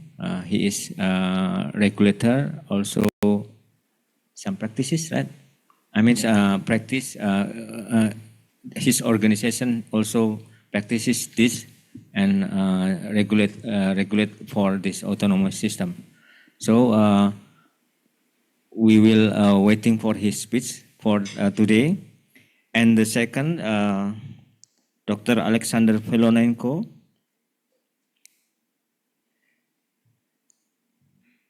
Yeah, Dr. Alexander obtained his master and doctor from University of Ulsan.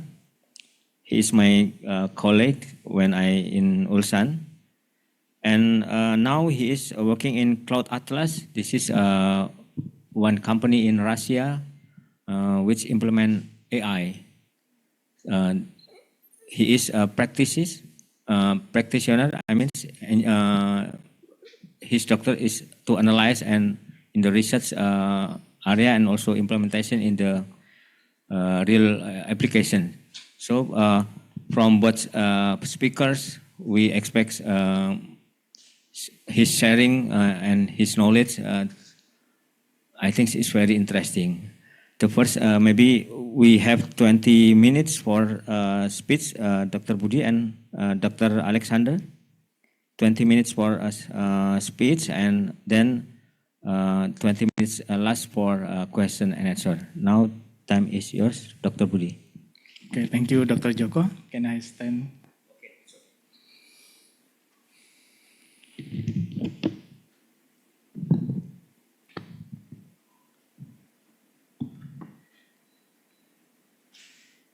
Yeah, Dr. Joko Haryono, Chair of ICIERI 2024, distinguished speakers and participants, Assalamualaikum warahmatullahi wabarakatuh. Selamat siang, still morning, yeah. Yeah, first I would like to thank you to the committee who invite me to to share our activity, especially for development of autonomous system for electric car and also some work on mechatronics.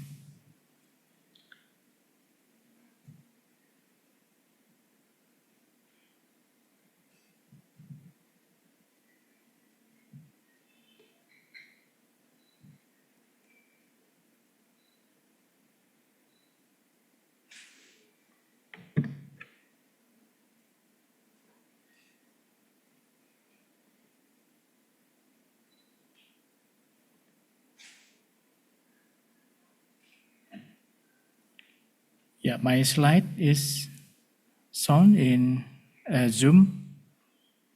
Okay. Yeah, so I have 20 minutes. Please remind me if my time is over, Pak Joko. Yeah, this is my outline of my presentations. Yeah, first I would like to introduce our research organizations. Research Organization for Electronics and Informatics. This is one of research organizations in National Research and Innovations Agency. We have 12 research organizations, and RO for Electronics and Informatics has home base in Bandung, yeah. It is around 580 kilometers from Jakarta. And yeah, you can visit our homepage here, Brin Go ID OREI. Yeah, this is our organization structure. Under my research organizations, we have 7 research center.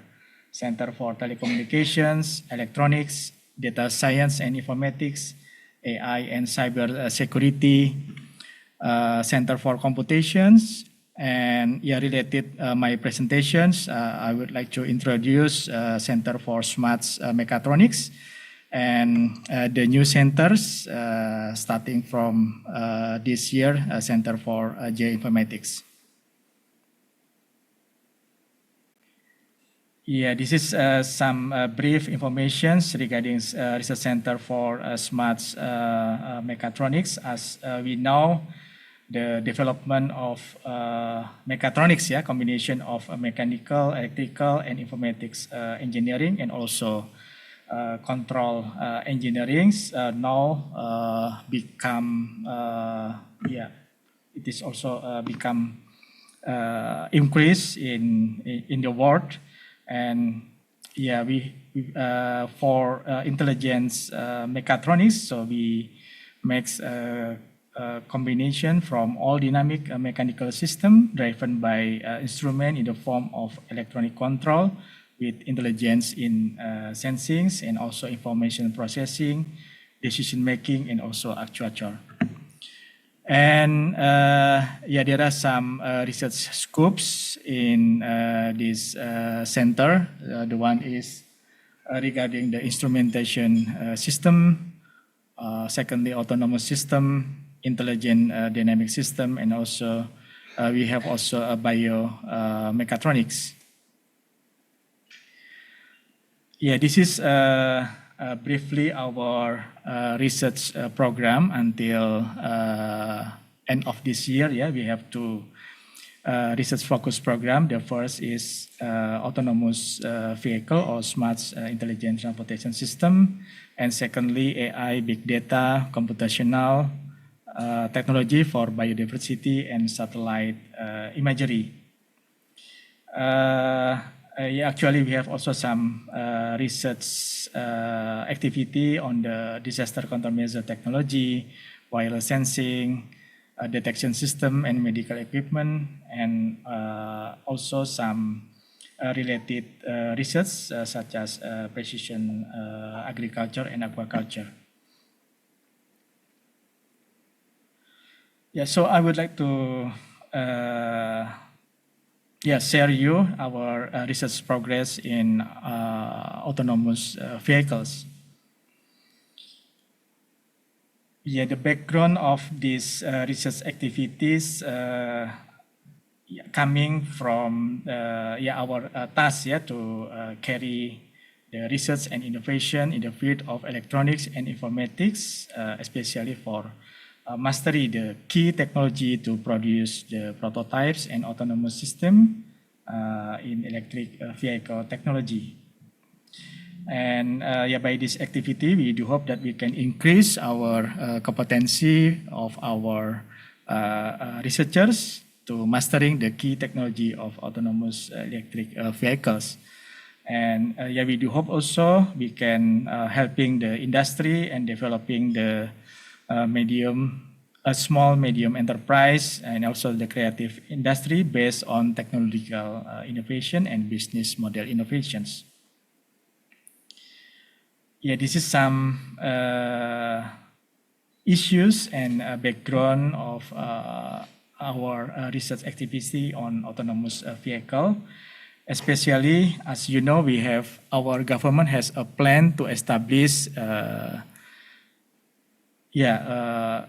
already established the new capital city in Kalimantan or IKN.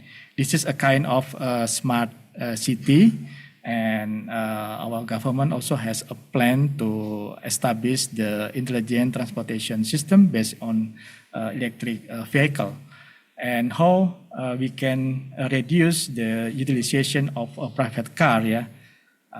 So we are thinking the implementation of autonomous vehicles or sharing car in this capital city.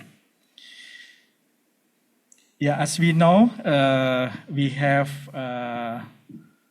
6 levels of driving automation. The level of number 0, it is as we know mostly our conventional vehicle, there are no automation. The vehicle is fully controlled by the driver. And the level number 1 and until number 3, I think this is already implemented in commercial car for, as we know, as driver assistance, partial automation, and conditional automation, where the vehicle conducts some parts of driving without driver engagement and monitoring driving environment. BRAIN our National Research and Innovation Agency, now we do the research activity to establish the autonomous vehicle on level number 4. This is the high automations, but we still have the steering because when something wrong happen, the passenger will take over the steering. And the last level is level number 5. This is full automations. Yeah, usually there are no steering, so the vehicle can perform entire driving without human input under all conditions. Yeah, this is the roadmap of our autonomous system based on electric vehicle.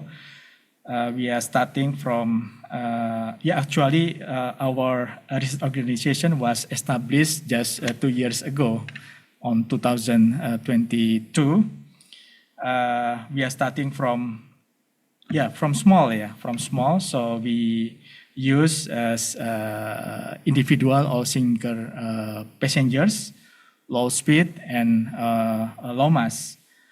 And we have some research topics regarding the object detections using camera, LiDAR, and also we use also radar. Yeah, and the research topic regarding the information and telecommunication system, big data, and data security for autonomous electric vehicle. As we know how the vehicle can make communications with other or another car, and environment that we usually mention as a cellular vehicle to everything, and also vehicle sensor, computer vision, and human vehicle interaction, and also voice recognitions. Yeah, as shown in the slide on the right side, this is our prototype for single passengers. We are now going to we do some testing activity on a limited area, because this car we have a target for utilization on a limited area, not in the road. This is our work breakdown structure of autonomous electric vehicles.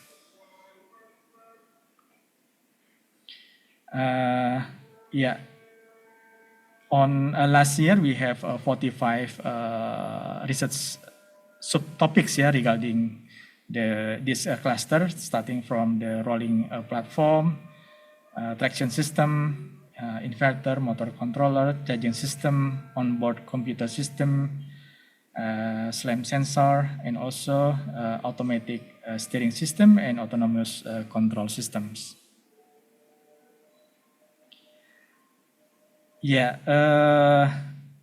For doing these programs,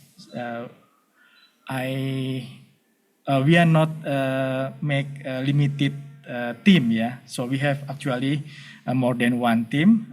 There are 4 teams to establish some kind of the single passengers or individual electric autonomous vehicles. The number ones, we say microelectric vehicles. This is a kind of a single-seater autonomous vehicle which used on special area, and mainly the object detections using camera and 2-dimensional radar. And we also have team number 2, which develop also single sister transporter using SLAM for the moving of the vehicles.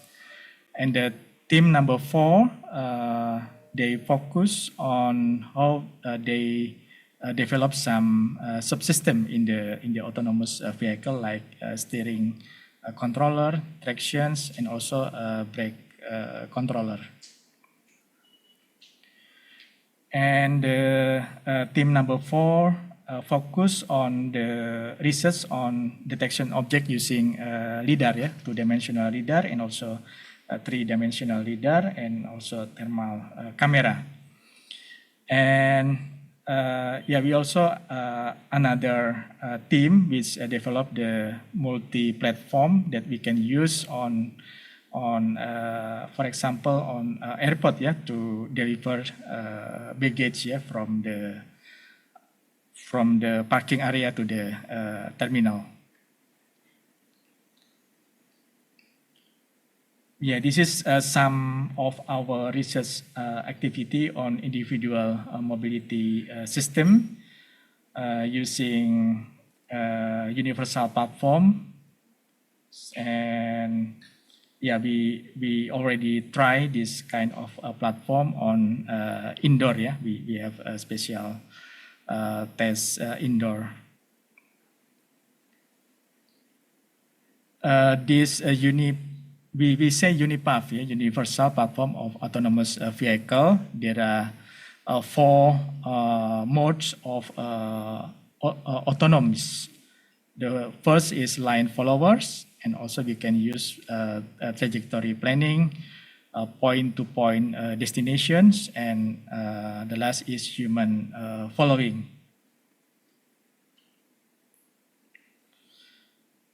Yeah, this is what we say, the intermediate output before we are going to the level 4 of autonomous vehicle. We have doing the activity on teleoperated driving system. I think by this technology, we can implement it on some target area like a special area, for example, which has a potential hazard for chemical, nuclear, and etc.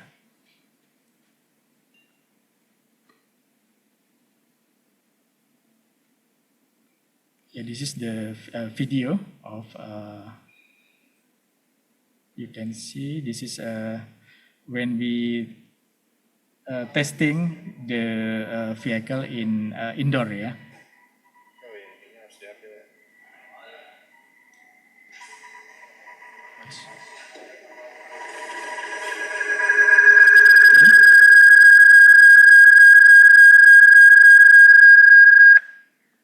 Sorry. Yeah, for the micro autonomous electric vehicles now, we have some sub activity, yeah, on vision sensor and localizations, robot operating system, machine learning, how they can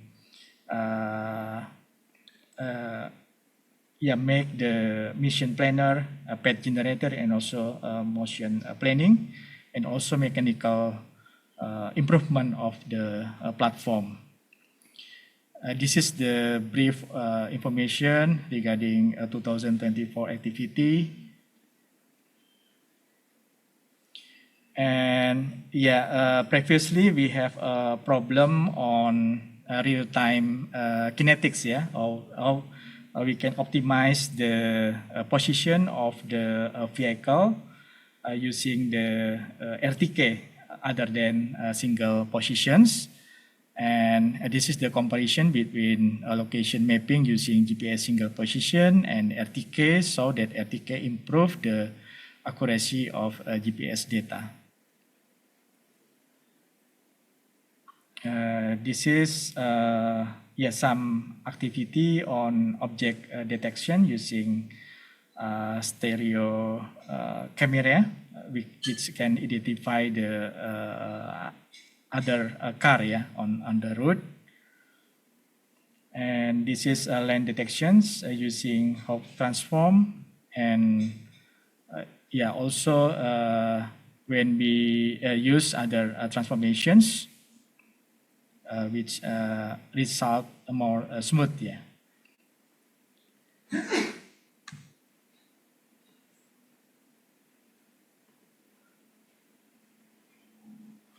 This is another team which is developed the object detection using lidar, 360 camera, and also thermal camera, and also they also has activity on how to make the algorithm when the vehicle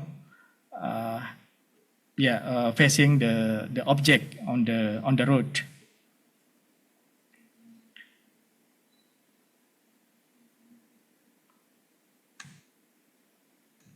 Yeah, this is some video, yeah.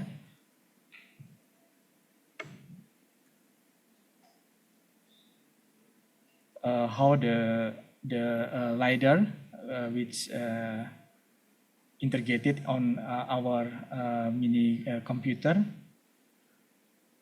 and this is also the experiment how the braking system working when the object facing on in front of vehicles.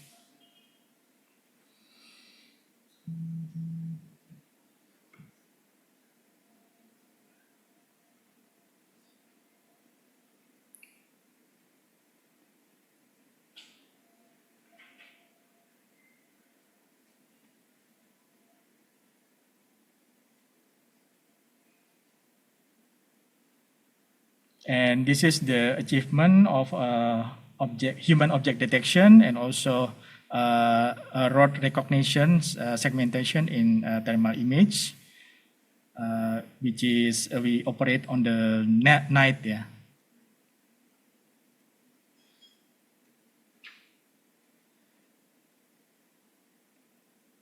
Yeah, and another team developed the battery-based autonomous electric vehicle four-wheel control system.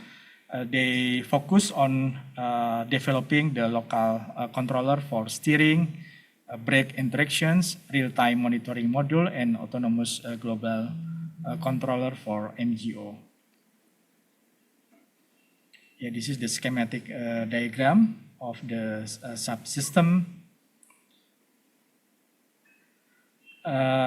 Yeah, this is the kind of I think this is the kind of transport robot of transporter, yeah, single passengers that has some potential use on delivery of goods, indoor passengers, and also outdoor passengers, mobility for impaired person, and also indoor goods delivery.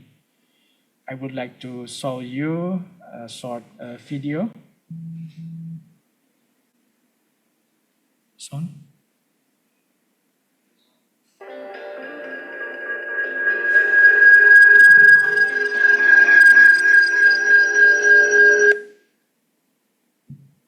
Yeah, sorry, there are some noise.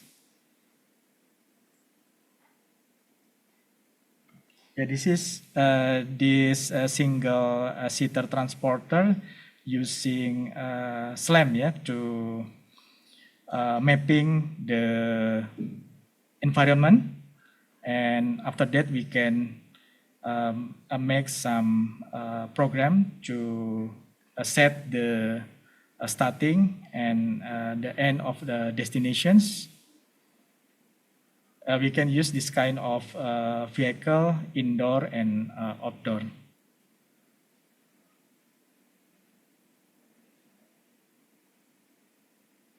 Okay.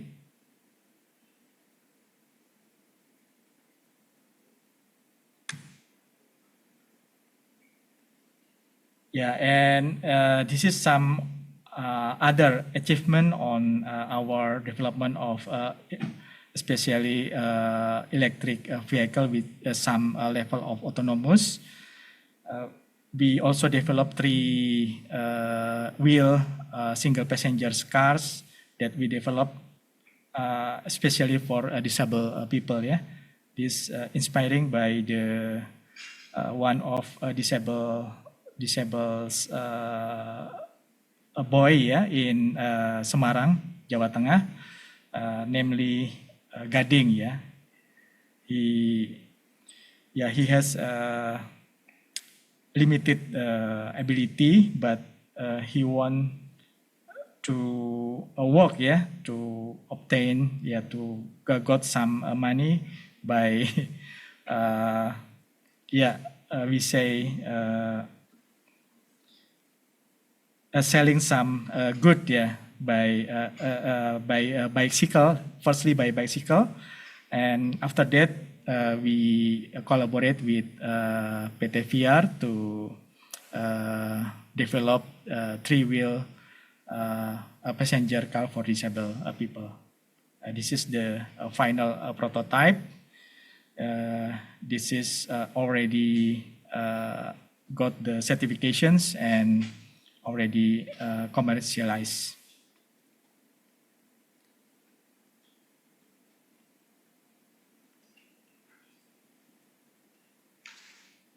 And also some collaborations with electric car industry like Wuling. They give us also single passengers, yeah, that we can use to develop the autonomous vehicles. And yeah, this is some of our other research activity on mechatronics. For example, we also has activity on developing the monitoring of growth freshwater prawn using video image processing from underwater ground. This is ASEAN EVO projects, which leads by Dr. Hanif. Yeah, also precision aquaculture to control the water quality of fresh water lobster cultivations. And this is how we also use the artificial intelligence to optimize the nutrition and water provision to increase chili plant productivity, based on IoT. And this is the development of smart hydroponic farming using IoT and nanobubble technology. Yeah, the nanobubble technology is our original inventions and now already implemented on, especially on agriculture area to increase the productivity of plant. Yeah, I think if you are the coffee coffee addict, yeah. We also have some research on how we can make a good coffee by AI on a roasting machine, yeah. So we detect the second crack of the coffee bean. Coffee experts say the second crack is produce the good quality of the bean, yeah, after roasting. And yeah, this is the intelligent gripper robot to select the fruit, yeah. And also some research on biomechatronics to, for example, to help recovery of the stroke patient, yeah. And also the assist suite for palm oil harvester. This is also now we this activity is we are going to introduce to the related industry, to commercialize this kind of assist suite. And also we have research on the health sector, for development of ventilator. During the last COVID pandemic, we already developed some ventilator, emergency ventilator, and also CPAP, BPAP, and ICU, until ICU ventilator, the most highest level of the ventilator. Yeah, I think this is the last. So we we also now manage the journal. If you are interested, please you can visit our website. This is Journal of Mechatronics, Electrical Power and Vehicular Technology, already indexes on the Scopus. I think the last is I would like to take this opportunity also to offer some collaborations with the participants. We have some research scheme and also some facilitation. For example, we have the open research infrastructure, so you can visit our website to see our infrastructure, and also research and innovation facilitations using pendanaan research and innovations, not only for research but also some scheme for example, for the certifications and also for clinical trial expeditions and some innovations products. And also how we can improve our research capacity by research mobility, by visiting researcher scheme, visiting a professor, and also a degree by research, which is open not only for brain researchers, but also for external researchers. Thank you very much. Okay, thank you, Dr. Budi. Let's applause for him. Thank you. Okay, I'm sure you have a question. However, we try to keep your question, and we move to the second presenter, Dr. Alexander. Are you there? Yes, can you hear me well? Okay, now your times, Sasa. Welcome. Yeah, I have a. Can you stop the sharing the presentation? I've sent the request to start mine. Yeah, we can hear. Now. Yeah, I'm not able to share yet. Okay, now I can. Okay. Nice. I hope you can see my screen, my presentation.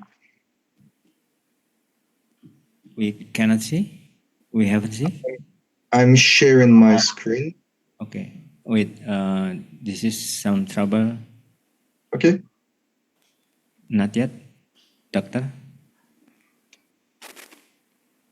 And maybe now. Okay, now it's better. Okay, Dr. Alexander, now your times. Okay, thank you for inviting me today. Today I'll be talking about automatic image annotation, and actually I'll be talking about our industrial use case. So let me tell who I am. I got specialist degree in Russia in 2011, long time ago, and I got my PhD in electrical engineering in the Republic of Korea at University of Ulsan with our respectful Dr. Joko. And actually, right now, I'm pursuing another master's degree at AI Talent Hub in Russia, just to keep up with the innovations. And actually, I also teach at this university at ITMO. And I have 3 journal publications and 43 conference publications. And I was working at Beeline as a software engineer, and then ABBYY or ABI as senior computer vision engineer, where I was working with text detection and optical character recognition. And right now, I'm leading 2 groups at Cloud Atlas as lead computer vision deep learning engineer, where we work on a smart city project, which is video analytics, like human detection, face detection recognition, and cars, license plates detection recognition. And why I want to talk about image annotation. Like in our company, we have access to multiple cameras, really a lot of cameras, from which we can get some raw images which we can use to train our models. But the problem is that for many AI-based businesses, that these raw unlabeled data cannot be annotated by people in short time to get good results. Usually we have millions of images and we have like 10 annotators and they spend months to get the results. So we want to speed up the process. And also another problem, unlike in academia, public data sets are not available for commercial use. There are really nice data sets, for example, for human detection and for face recognition, but we just cannot use these data sets by license. So our solution is automatic labeling of these data sets, and we're focusing on like face detection, face recognition, and human detection. And I'll be talking about human detection today. Why we don't want to use human annotation for at least type of companies which I work at? The first one I said, the just annotation process is so slow. And other things, I hope you know Andrei Karpaty. It is a prominent scientist in the machine learning field. And when he prepared the CIFAR-10 dataset, CIFAR-10, he wrote a blog post where he said when he annotated 400 images, he already found out he had 6% of errors. So this amount of errors when a single human annotates a lot of images is quite high, and it actually increases when you have to annotate more images. Human tends to be tired when working for hours and make more errors.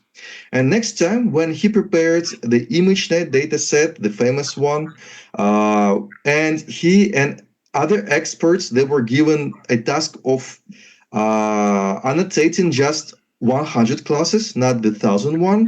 So people were making from 5 to 15% of mistakes.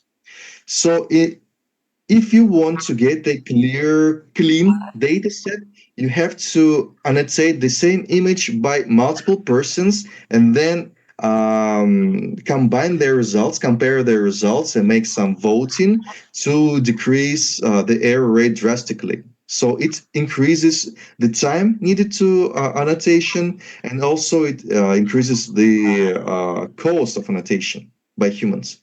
So at Cloud Atlas, we actually have annotated human faces for recognition, clusterized human faces by the actual persons, and we found out we had 1.4% errors after annotating by two people, the same image by two people. We already used the cross-validation, but still we got the problems. But if we check what we have in the deep learning field, that the best results at CIFAR-10 give us less than 0.4% errors. And Florence, for example, model at ImageNet gives us less than 1% errors. You see 1,000 classes, less than 1% errors.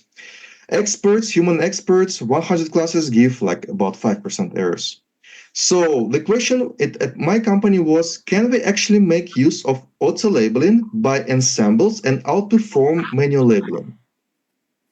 And also, when human annotate images, they tend to do it in different ways. These are two examples of two data sets. One is crowd human, second is wider person, as far as I remember. And you can see in crowd human, all the limbs are within the bounding box. But when we see it wider person, bounding box covers mostly head and torso, but limbs, for example, this leg is outside the bounding box. So there is inconsistency among different data sets. And this inconsistency will lead to errors when you train the networks on different data sets, when you combine different data sets. And here are just a couple of demos how our system worked. I hope you can see. This was the first version very long time ago, about a year ago. And we could clusterize people using our library. And we combined face detection, ensemble of face detections, and ensemble of descriptor extraction algorithms. And they provided quite good results, but here we don't have any numbers how good it is. Because these results are based on our open source library, which doesn't um, contain all the why it is not full screen, doesn't contain all the models we use. And the second one, the second task is let me make it better, is human detection. Here I'm using ensembles, and when we use a single model, for example R2 we get some problems. Here we detected all the people, but sometimes a single model tends to make more errors. Here we have false positive with the dog, but other things are detected quite well. Even people very far away, they are detected. And then if we use multiple models, for example, here 3 models, and we have some voting, we can get rid of false positive results, and also we can filter out some results. Here we filtered out these legs. You can say in real life it is a human, but we cannot use this information for later processing. We cannot use these legs for personal identification, for example, and we consider these kind of problems, this kind of markups as false, and here we don't have any false positives. So in our case, this is just demo. It's nothing about numbers, but let me show you what actually happened with the numbers. Okay. So in my company, we have decided to create a library to automatically annotate images for face detection and recognition and human detection. And our ideology was that we want to make it free and open source by the code, and also we are using free and open source models in the library, which is available publicly. And we wanted it to be easily installed by using pip. Just pip install authenticator, and then you can use it. But there are problems. Actually, in our company, we are training some heavy models, maybe models which are better than we can find in academia, but we cannot publish them due to NDA, and we have our internal fork with internally trained models and models which we have purchased. And somehow we have just 10 stars, but 9,000 downloads. I don't know who the people who are using our library, but someone is using it. So why do we want to use ensembles? They provide better performance compared to a single model approach, for sure. Probably, as you know, there was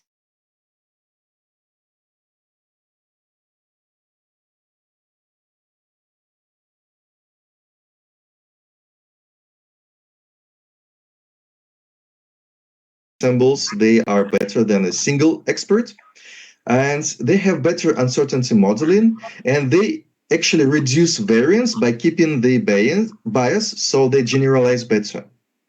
And in our case, how we use these ensembles, we have experts, which are neural networks, for example, human detection networks, and they provide us with prediction of bounding boxes as well as confidence scores for each bounding box.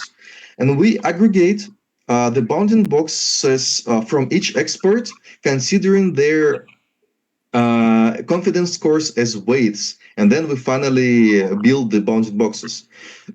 To have this aggregation, we actually use the method weighted boxes fusion from Roman Solovyov, from other Russian scientists, who proposed to weigh these boxes by their confidence, including they include Roman and his colleagues. They included this weight into the interpolation of x and y coordinates of the bounding boxes, and actually the results are much better than non-maximum subtraction.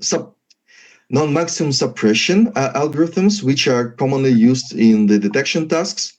Here, this is the example. We have ground truth, and we have red and blue are detection predictions of the networks. We have 3 experts, and actually WBF approach shows much better results. If you want, you can read this paper for the details. And in our case, what kind of experts or models we have used? We have used 2 models which are publicly available, and they are free and open source, which are top 4 and top 8 on crowd-human dataset benchmark. And also we have trained our own models. First one is ResNet 101, which is not so good, but it's top 9 in the ranking on crowd-human. And we have trained DDQ Deter, which is now top 3 actually in the world. It was top 2 in the beginning of the summer, but someone beat us. And we trained this network by ourselves with different image resolutions. And actually now, we are number 3. But the best model is intern image. Unfortunately, authors haven't published their weights for the model, so we couldn't for human detection, so we couldn't use this model. So datasets which we are using to train and to test our models are crowd, human, and wider person. They are created for human detection, and for automatic annotation tests, we used CUHK CISO. This dataset was created for human re-identification, and on the right, you can see that this dataset is people annotated only that are at foreground. All the people at the background, they are not annotated. So if we train ResNet 18 on this dataset, we get just 52 or 54 mean average precision. No, it's average precision at IU at 0.5. If we tested this model on crowd, human, and wider person tests, crowd, human, and wider person, they're kind of well annotated. All the people are marked, but the problem is here again that limbs are cut out from the bounding box for wider person. So this is kind of troubling data set, but still we get very kind of low results. And then if we automatically label with a single model, the best one we have, DDQ, which is top 3 right now, the average precision increases drastically on crowd human, and it increases about like 5 points for the wider person, or 16% relative percent. Or if we automatically label with the ensemble of 4 models, we have increase in both wider person and crowd human. Crowd human performance is quite similar, and wider person increases drastically about 6 points. And if we train the same model on ResNet 18, we get even higher results, but this is the soft maximum which we could achieve with automatic annotation, but we were not able to achieve. But still, we can see that we had 2 hypotheses that labeling with assembles is better than coarse manual labeling. Yes, it is. And labeling with ensemble is better than labeling with the single best model. Yes, actually it is. We get better generalization. And about generalization, when we had the crowd human data set, which is well actually annotated, and we trained the ResNet 18 on this data set, and we check the mean average precision on crowd human, wider person, and Cook CISO, we get quite low values on wider person. But for 2 other data sets, results are good. But if we automatically annotate, AA is automatic annotation, we have consistent increase in performance in all 3 data sets. In this case, if we use just crowd human for training. And then what if we combine manual labeling and auto annotation? First, about crowd human, I just moved the numbers from the previous slides. Yes, we know that it is better than just a manual annotation. But what if we have pretty nicely annotated dataset CrowdHuman and add another dataset CUHK CISO with automatic annotation, then results are not so consistent. Here we have drop in mean average precision in CrowdHuman and wider person a little bit, but increase in CUHSISO. But then if we increase the number of the data, we combine two manually annotated data set and added automatic annotation, then we have increase in generalization, meaning that the network trained on these data sets perform well on all data sets in similar manner. You can see we had just 29 mean average precision, 29%. Now it can increase to 48.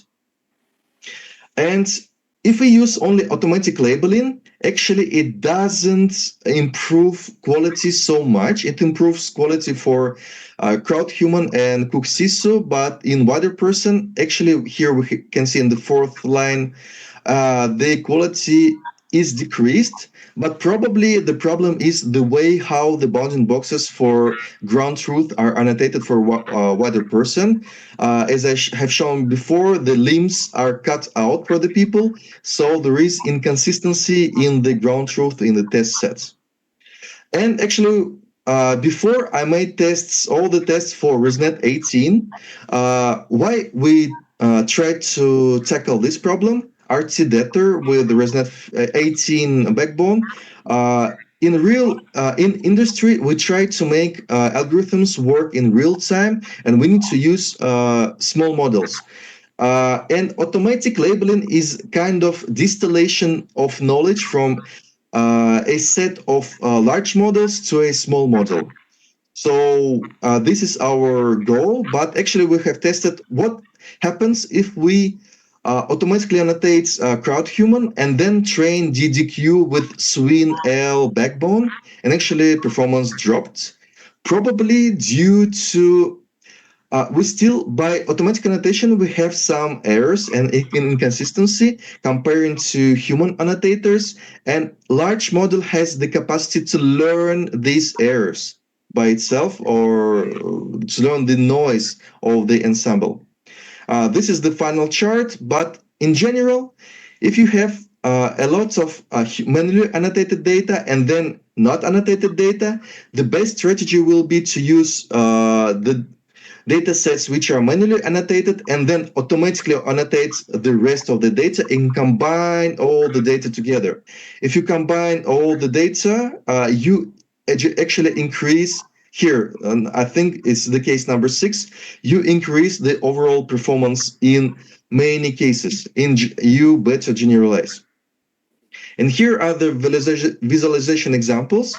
On the left, it's CUHSISO original annotation, and on the right, we can see the automatic annotation. We still lose this person and some people at the background, but these people are like 10 by 20 pixels. It's you cannot reliably detect probably with the best networks, these people by the best networks. This is another example. Automatic annotation finds all the people in the image. Thank you. If you want to contribute to our auto-annotator or just try it out, you can scan the QR code. And this is my LinkedIn account if you want to connect and discuss some topics. How should I say? Terima kasih. I hope I pronounced well. Okay, thank you. Give applause for Alexander, Dr. Alexander. Okay. Thank you very much, Dr. Alexander. I am still recognize this text. This is from Dr. Wahyono, right? Right. Yeah. Okay. Okay, we have finished 2 talks. First from Dr. Budi. Dr. Budi has presents about autonomous system, especially and in some intelligent system in National Research and Innovation Agency. So it is not only regulations, it's also practitioner. So you can ask or confirmation something from him. And the second is from Dr. Alexander. Dr. Alexander from Cloud Atlas, Russia. He speaks about auto annotation, especially for researchers. Annotation is very important to make our system is high performance and high accuracy. But problems, annotation is hard work. I mean, it takes time, and we should make expense times much. That's why auto annotation is more useful if we can make auto annotation. However, now auto annotation is have some limitations. So how we can improve this limitation, accuracy improve, and also auto annotation is also work well for this. So from both, we open the discussion. If the first session we start from the offline, now online participant or virtual participant have first opportunity. Any question or confirmation? Raise your hand or text your message if you I have a question. May I? You have question? Yeah. For Dr. Budi? Yeah, for Dr. Budi. Okay. We give first opportunity for him. Dr. Budi, thank you for your presentation. Your group is doing so much research, and I'm interested in the electric vehicle you have shown with cameras and LiDAR. And actually, Dr. Joka and I, we have also experience with automatic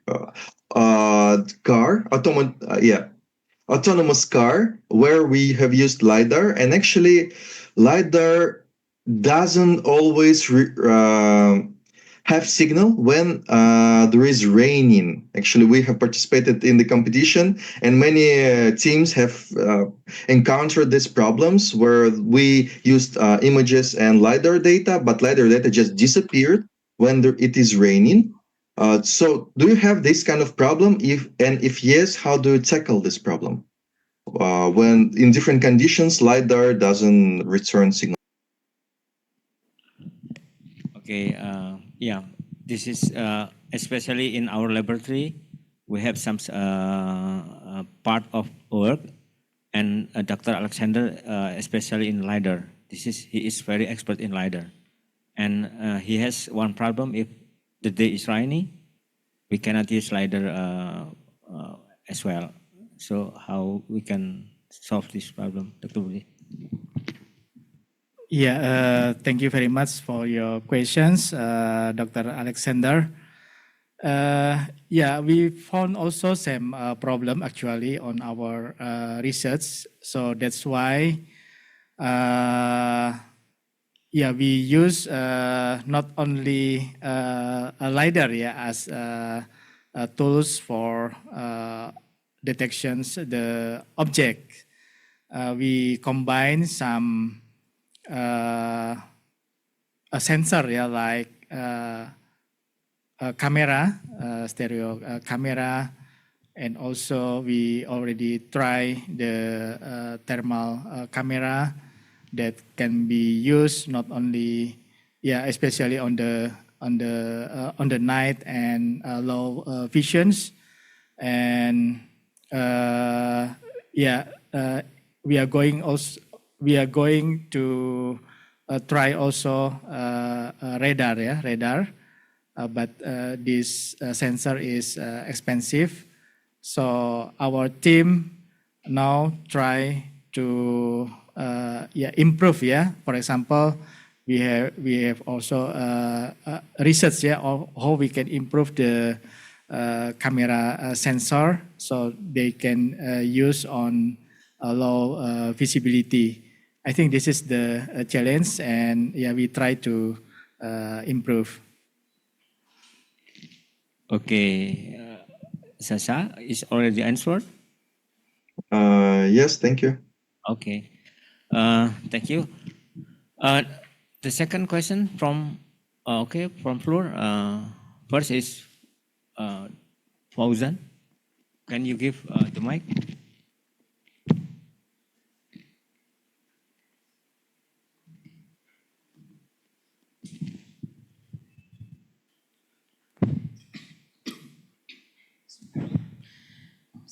No. Thank you a lot, Dr. Budi and Dr. Alexandra. The material was so interesting. Actually, I have some question for Dr. Budi because I'm interested in the autonomous vehicle that was being presented by Dr. Budi. Actually, when you are doing your presentation, you didn't mention how long can the autonomous vehicle, actually I appreciate that brain as mashallah, they have already gone, they have developed a lot because they are now reached the first level 4 of the autonomous vehicle. So that means the driver just need just little interference. So the question is that how long can the autonomous vehicle that was being made by the brain theme, how long can it travels for on a complete charge, and also because we know that the most famous challenges that was being faced by autonomous vehicle, especially electric vehicle generally, is that the battery or the battery needs to be developed. So I want to ask, for the brain theme, have you implemented the regenerative braking? Because when I was going through some in our class when we are learning, so it can be maximized so that it can make the electric vehicle travels long. So this is just a little question for me. Thank you, Elisa. Okay, first I will confirm, Mr. Fauzan.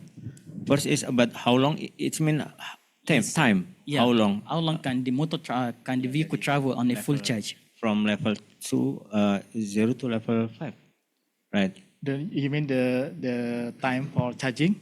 No, like kilometers. How many kilometers can it travel? Yeah. Oh, how far? How far? How far? Yeah, Okay. And the second is about the battery. This is now, I mean, progress. You use battery. Yeah. What Okay. is it? Okay. Yeah, thank you for your questions. So our single-seaters autonomous vehicles, I would like to inform you, the specifications. The weight of the vehicle is about 180 kilograms, and we use a lithium-ion battery, 48 volt and 41 ampere hours. The vehicles can travel on speed around 10 to 20 kilometers per hour because this is light and low mass and also low speed. So we setting this is not fast moving. And we already try the time. For using battery fully charging, it's around 2 hours and 40 minutes. I think we also thinking that this is a challenge as you mentioned. So we are thinking how the when we implemented this kind of vehicle on the road, so we have some options. For example, because this is autonomous, so we can develop the system to detect the other car which has still has the level of battery energy from the information, so the car can communicate with the other or another car to obtain the information of level of battery. When they found near by the vehicle which has a high level of battery, so they can go to the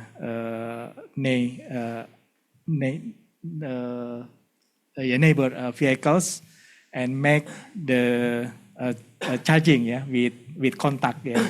This is I cannot explain it more detail how the charging will take over, but mostly by contact charging.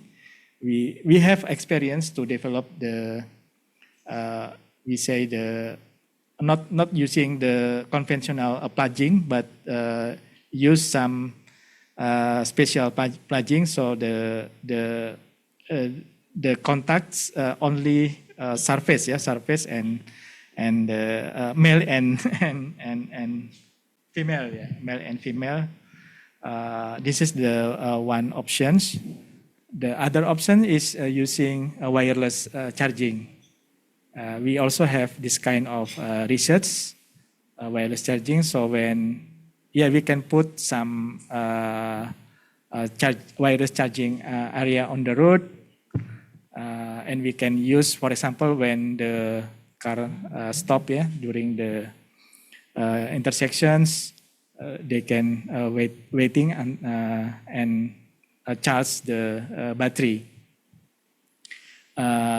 You mentioned the regenerative braking. This is also one solution for make additional energy to the battery. I think that is my answer. Okay, how Okay. it's answer? Yes, sir. Thank you, sir. Okay, thank you, Fauzan. Before we ask, give more opportunity, Dr. Alexander, I want to ask some things, especially your company is running commercial, right? Yes. Sell this application. Annotation is more research work than a commercial work. I mean, we try to collect data and something, and we can produce a system more accurate, more improve the accuracy and performance. But this is, research work. Your company, how to produce money from there? Okay. There are many companies who work in video analytics, and we have to compete with them. So actually, in our company, we have a R&D department, and I'm leading two groups in this R&D department, and we're doing research work to beat our competitors in both quality and the inference speed. We are trying to make very small networks, neural networks, which work on par with state-of-the-art academic papers on quality. So actually, without research, we cannot compete even in industry. Okay, good. So you want to work in perfect. I mean, you try to use all effort to compete with others, right? Yes.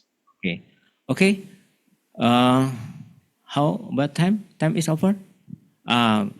Unfortunately, we have 1 hour more for this speech. Thank you very much for both speakers, Dr. Budi. Thank you very much, and also Dr. Alexander. Thank you very much, Alexander. Thank you for inviting me. It was a pleasure to see you again, Dr. Joko. Yeah, maybe next time we can invite you to Indonesia and join in person. Okay? Okay, thank you very much, Sasa. Okay, give applause for both. Okay, we already finished first and second plenary sessions. So we return come back to Master of Ceremony. Thank you very much. Okay, thank you to Mr. Joko Haryono for moderating the session. Before we proceed to the next agenda, which is lunch break, I would like to remind you that there will be an award announcement at 3 p.m. For all audiences, please enjoy the session lunch break. Well, for the next agenda after lunch break is technical session. Wassalamualaikum warahmatullahi wabarakatuh.